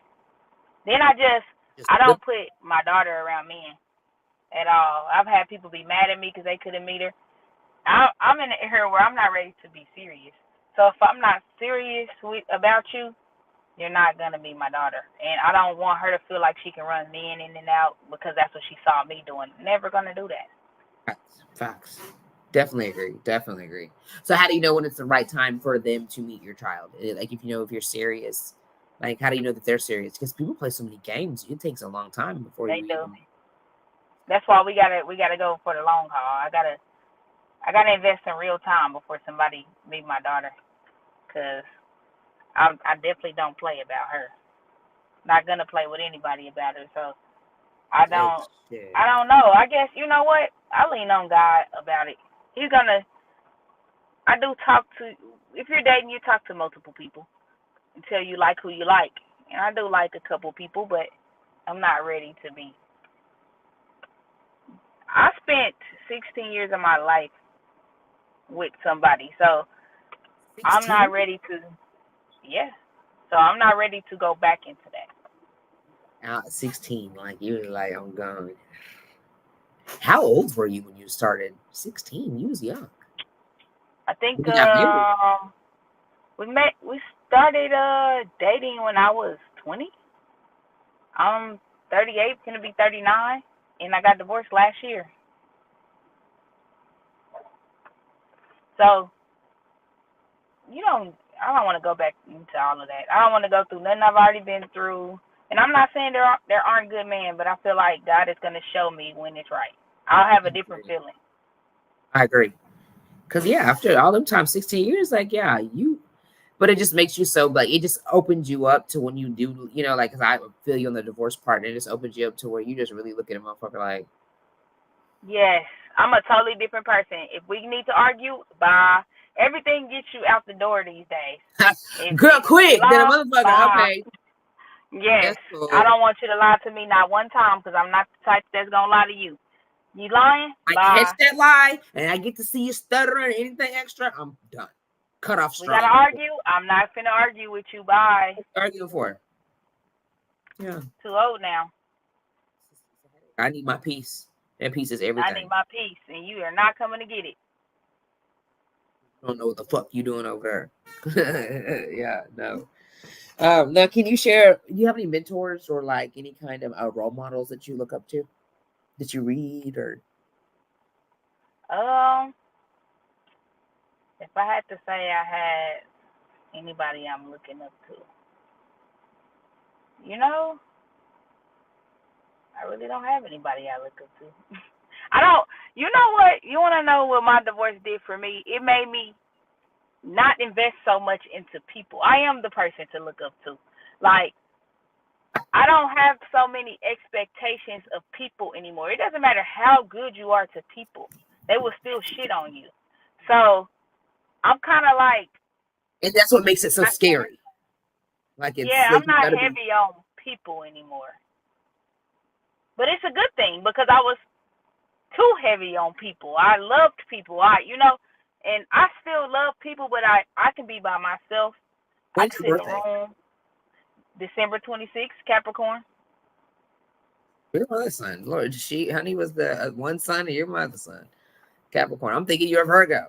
No, it isn't Virgo because No, that's what I'm thinking. because sometimes I like people and sometimes I don't, and I don't force it anymore. If it seems weird to me, I get rid of it automatically. I spend too much of my life, You with tell them the that wrong they seem circle. weird, or you just dip on their ass. So Like if somebody being weird, you tell them like, I'm gonna stop fucking with you because you being weird. I'm gonna tell you exactly how you being I weird. don't even Or you explain no like, more. I okay, see you. so yeah, you not Virgo, I you see you. you gone. I don't even. I'm not explaining things to people no more. None of that. I'm just cutting you off. Yeah, for sure. Have you wondering what happened? You're weird. You're weird. You're weird. So, what are your biggest challenges when you see what you see facing in the industry in the future? Biggest challenges is I don't wanna get wrapped up into all the Hollywood stuff. I wanna remain me. I wanna still be the voice. I don't want to get money and change. I don't want to indulge into all the parties and all the extra stuff. I really have a mission I'm on. Sure. Understood. So, how are you going to stop that and stay focused? What do you think that you're going to do? Do you meditate? Do you speak it into existence? Do you think that you're just going to tell yourself, I ain't got no choice? Like, Keep talking to God and tell myself I don't have a choice. I'm too old. I'm too old for the glitz and the glamour now. It's all business with me now. as it should be. Yeah, for sure. If you lose all the rest of the extra, it means you definitely weren't growing. You know what I'm saying? That growth is, what you're on right now. At a certain time, it's like it's all business. I did that. Because the wrong move is, what I'm saying, we in our prime, we up there now. We can't be doing nothing extra and oops, we got kids and every motherfucking thing. No. Yep, I got somebody depending on me. Yeah. Um so what's the most exciting project you have going on right now? Like what's one that you have and what's one you got coming up? The most exciting project will be when my album drop. I'm like so excited for the world to hear it. It's gonna be so different. And then just the negotiations and stuff. Like But you don't know my when it life is drops though. gonna change. It's gonna change forever, and when it changes, I just want to be ready. So I just been enjoying my peace right now, cause it's definitely, how you can go to the mall now. That changes. Yes. Sure does. People see you in person. Do people come and like see you now? Like when you go places and they stop you and be like, "Hey, girl, I see you from Facebook. I seen you rapping." I've had people come up to me, especially if I'm at home. You know what? I remember being at Chuck E. Cheese, and a lady came up to me and she was like, "Oh my God, I love your music and all of this stuff." And she asked me for a picture, and I took it, and then I accepted her friend request on Facebook, and she passed away. But I'm literally never gonna forget that moment. Like I had my nephew, I think, and she had her kids, and the way she just stopped, and it's like, dang, you did this, and you.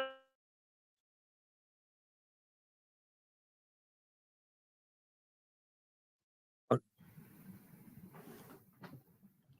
hold on. Okay, let's see. I can't hear you. Let me see. I can't hear you.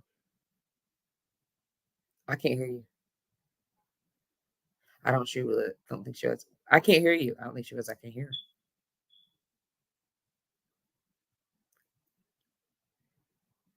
her. I wonder if she got it on mute. Am I tripping? Let's see. I can't hear you. Let me see if I can post it.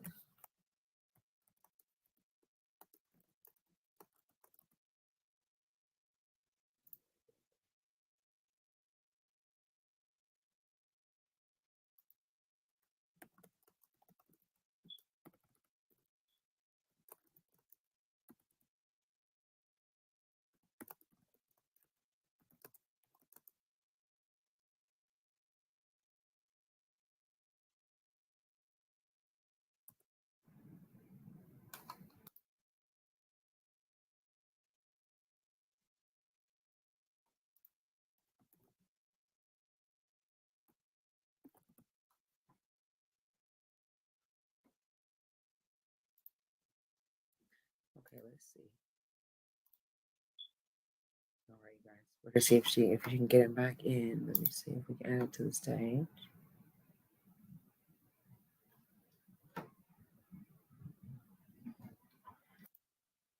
No.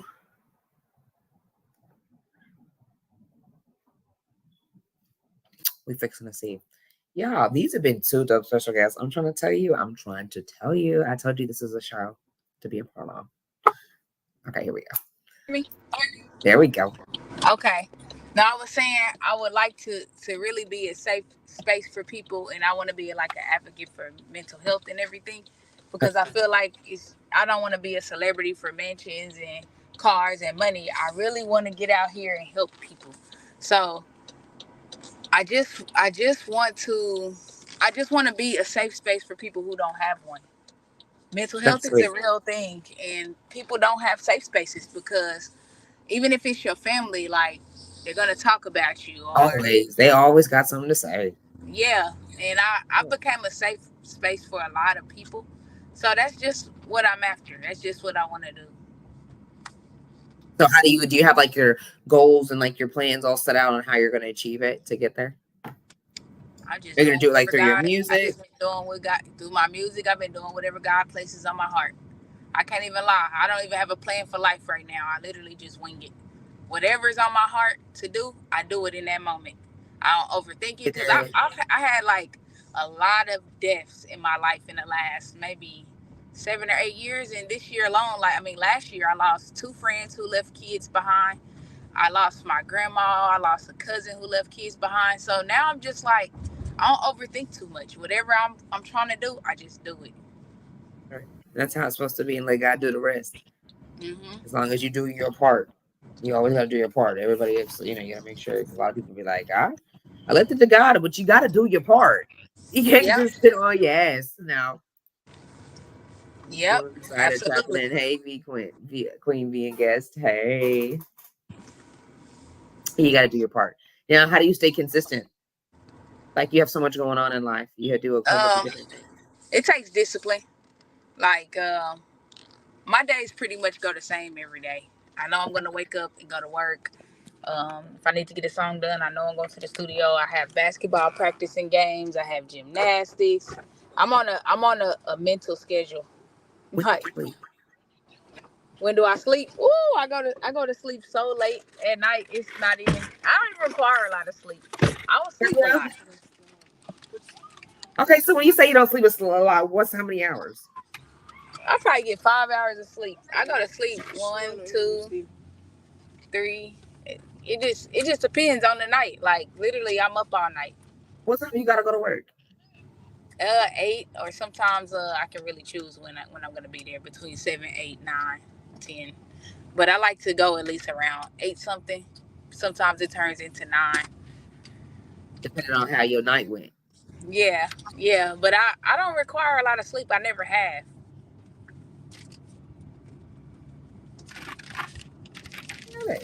What makes you just pop up? You eat good food? You eat your vegetables? No, I actually just start eating certain things. I'm a picky eater. I don't really like many vegetables, but I'm trying now. But I don't know. I set my alarm, and sometimes, you know what? Sometimes I wake up an hour before the alarm. Straight vamping. That's what I'm saying. She ain't going to sleep at all on it. It's a habit though. Like I know that my body's gonna get up around 6 something in the morning, and then I'm just gonna lay there until my alarm goes off. You like I'm up. Do you drink coffee and energy drinks? I used to. I don't anymore. It's not good for you unless it's black coffee.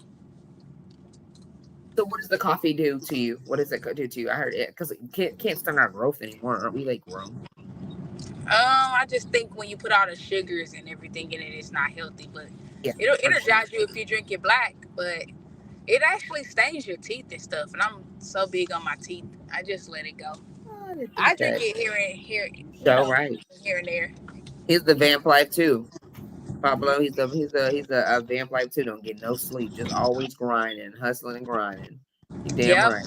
I do my best thinking when I'm, in Jersey sleep and I'm up by myself all night. I'm thinking, That's when I can think without hearing my name being called or my phone ringing and all of that stuff. I can focus. I'm gonna fall asleep. Just I'm gonna fall. Do you drink? I stopped drinking. Okay. Do you smoke? Nope, never been a smoker. It's funny how it's done. Stop drinking. It's been good because for whatever reason, as I get older, it just literally makes me sick. It makes me sick, and I don't like the feeling, and I don't like. I just hate don't getting like drunk and having to lay down and have that head spinning. And I Girl, I started don't like drinking like at 16, so it's just time. Yeah, me too. I think so. I graduated at 17. So yeah, I was definitely drinking and probably doing some other things that I wasn't supposed to be doing. Yeah. I was living my best life. Well, damn, right? He said, well, damn. Yes, yeah, that's like, yeah. So what's your excuse, Pablo? He just own it. He said, well, damn. Yeah, because you don't do nothing. So when you when you perform and everything, you just like in your space. I'm just getting up there going because I'm so much older now that it's all or nothing for me. So but you won't be like, let me get a margarita or nothing. Like you literally don't. I say, give me that mic. I got a chance to meet some new fans. Give me that microphone so I can do what I do. And then do you leave after you're done, or you stay to the end? I can stay. I like to support other artists. So how long have you been stopping drinking? Last year I stopped drinking. What made you stop? You just because you got sick real bad and you were like, I'm not doing this shit no more. You know how you start switching through the liquors? I've never been able to drink brown. So once I started getting sick off vodka, I was like, well, let me try brown. Got sick. Let me try tequila. Got sick. I said, you know what? It's just time to stop. Because after so many times you throwing up, look. Man, yeah, it could be like the smallest drink I have and it'll ruin my whole life. I can sleep a whole day. So I just figured I'm just going to do nothing. Because some ain't right. It's not supposed to go like that. Yeah, no. You know, as you age, your body changes. And it's fucking, you sure fucking right. Because I can't drink as much as I used to neither. After about one shot, I'm good. I'm good. Mm-hmm. I think I'm kind of like you. I already know my limits. Can I get one margarita, one shot? I don't want shit for the rest of the night. Why you want it? Because I don't want you to take another shot. No, because I want to wake up tomorrow without a headache. I got shit to do. I hate the fact of being sick and having to lay in the bed all day. You look at the time and it's like I wasted 6 motherfucking hours because I decided to consume too much alcohol yesterday, and now I didn't do shit with my day. I can't even have wine. I went to have crawfish with my bro the day before Mother's Day, and they talked me into having some Japanese wine. I didn't even drink the whole bottle by myself. It looked like a beer bottle, but it was Japanese wine, not sake. So you didn't drink it? Some. Oh, you did? I slept through Mother's Day. See, I was to tell you, I don't like that wine. He said, I'm gonna out drink a fish. I'm gonna out drink a fish. I can't drink no wine. You drink wine? No. You drink wine. I'm talking he's gonna out drink a fish. You probably drink anything. That's how it was when I was younger. I can't do it no more. I used to drink back in the day. I used to drink, I had a wild life. Literally. So do you think that you maybe have a messed up stomach now? Nope, I don't even think that my stomach's messed up. I just think that my body's just rejecting it because now I like different foods that I never liked before. I like mushrooms. It's so random. I hate mushrooms, but I like them now. So I just think every so often your body changes and your taste bud changes. And I think liquor just was out on this round. That's dope. I like that. I definitely agree because I like tomatoes now, and I ain't said I never liked tomatoes. But I'll eat me some tomatoes with some vegan eggs. Vegan eggs? You vegan? I'm pescatarian, but we only eat seafood. I don't eat the chicken. Yeah, that's mostly how I am, though. I really, I don't even be knowing what to eat. I think I'll be eating because I got lips. Literally, I don't crave food or nothing. I'd be like, I don't know what to eat today because I don't really eat all that stuff no more. And I'm starting to really not care for chicken anymore. But I don't eat chicken, but I love me some crab legs, salmon. Yep. Yeah, salmon. I love salmon. I just fried, and then I eat tuna steaks. I eat tuna, so tuna steaks. Oh my gosh! I just fried me some tuna steaks last night and some salmon fried it with some asparagus and some spinach on the side. Talk about a good night's sleep and some energy in the morning. Yeah. I hate okra and don't even think I'll ever like them. Oh yeah, I don't eat okra. Okra? I love okra. Fried okra. From Chicken Express? That shit is so disgusting. No, I'm not from Chicken Express. You can fry them yourself. Yeah, I didn't even think about that. What is this? We say. Oh yeah, that's just somebody from what app? You gotta hide that. I don't know what that is. I was like, what? I hate when I'm applying for something, and as soon as they say, yeah, write me on WhatsApp. Never mind. Anything that needs to be done on WhatsApp. And the Google what is it, girl? The Google Hangouts. Have you had the one where they tell you to get on Google Hangouts and go add?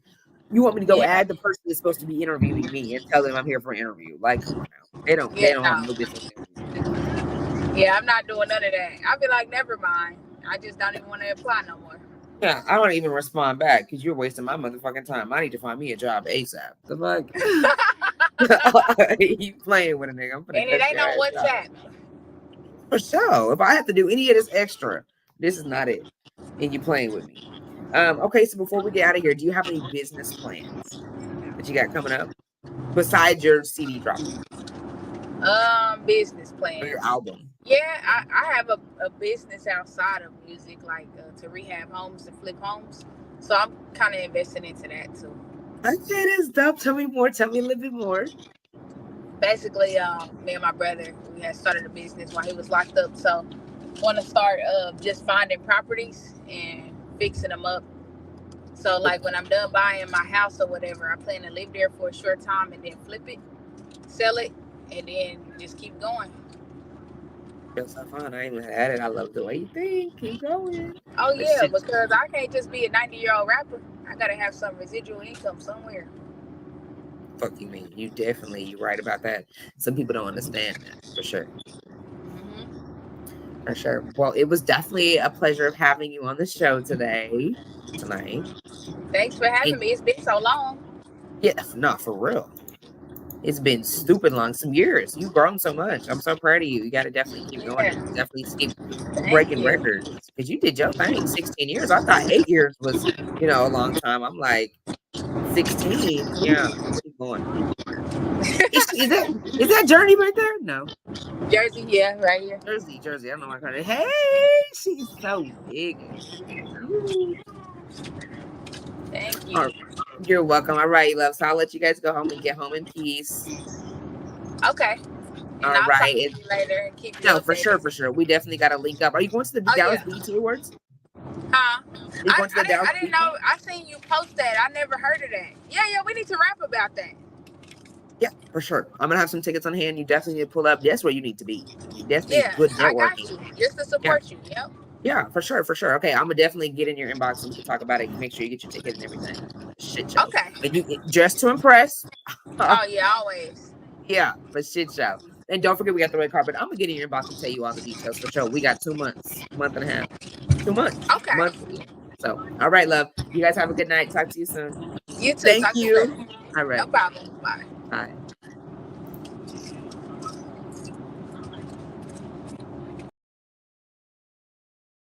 Right, you guys, that was a super dope show. Okay, these women were super bomb. I told y'all. I fucking told y'all. Yes, don't forget. I am a notary, so if you need a notary, I'm gonna definitely pull up. I also sell all natural weight loss products. So I could definitely freaking help you. I make flyers and logos. You know what I'm saying? Oh yeah, super dope. Thank you, Pablo. Super dope. Don't forget the Dallas BET Awards. He will be performing live. You guys go check out his video. Drop the link to the video so they can click on it if they like. Okay, please. All right, you guys. Anyways, don't forget your purpose, your why, where you're going. Stay focused. We're halfway through the week, so you got to get those goals and achieve them. Make sure you stay focused, okay? And fuck what those haters got to say. They're gonna try to throw you off track. It's what they do. Don't forget. It looks good on you. All right, you guys. Don't forget. June, is it already? It's already fucking June 12th, you guys. I have 2 dope special guests. It's definitely going down. You guys stay tuned. 8 p.m. to 10 p.m. It's definitely going up and it's fucking stuck. Hey, friend. Hey. And it's up. Okay, and it's stuck. I'm gonna go eat my salmon and my fucking spinach. You know what I'm saying? I gotta hit the gym in the morning. I got goals. Period. I've been telling y'all to get in the gym. All right. When you see me looking all good and everything, don't say I didn't tell y'all to go get it in with me. Period. All right, you guys. Thank you. I'm gonna call it a night. All right, you guys. See you later.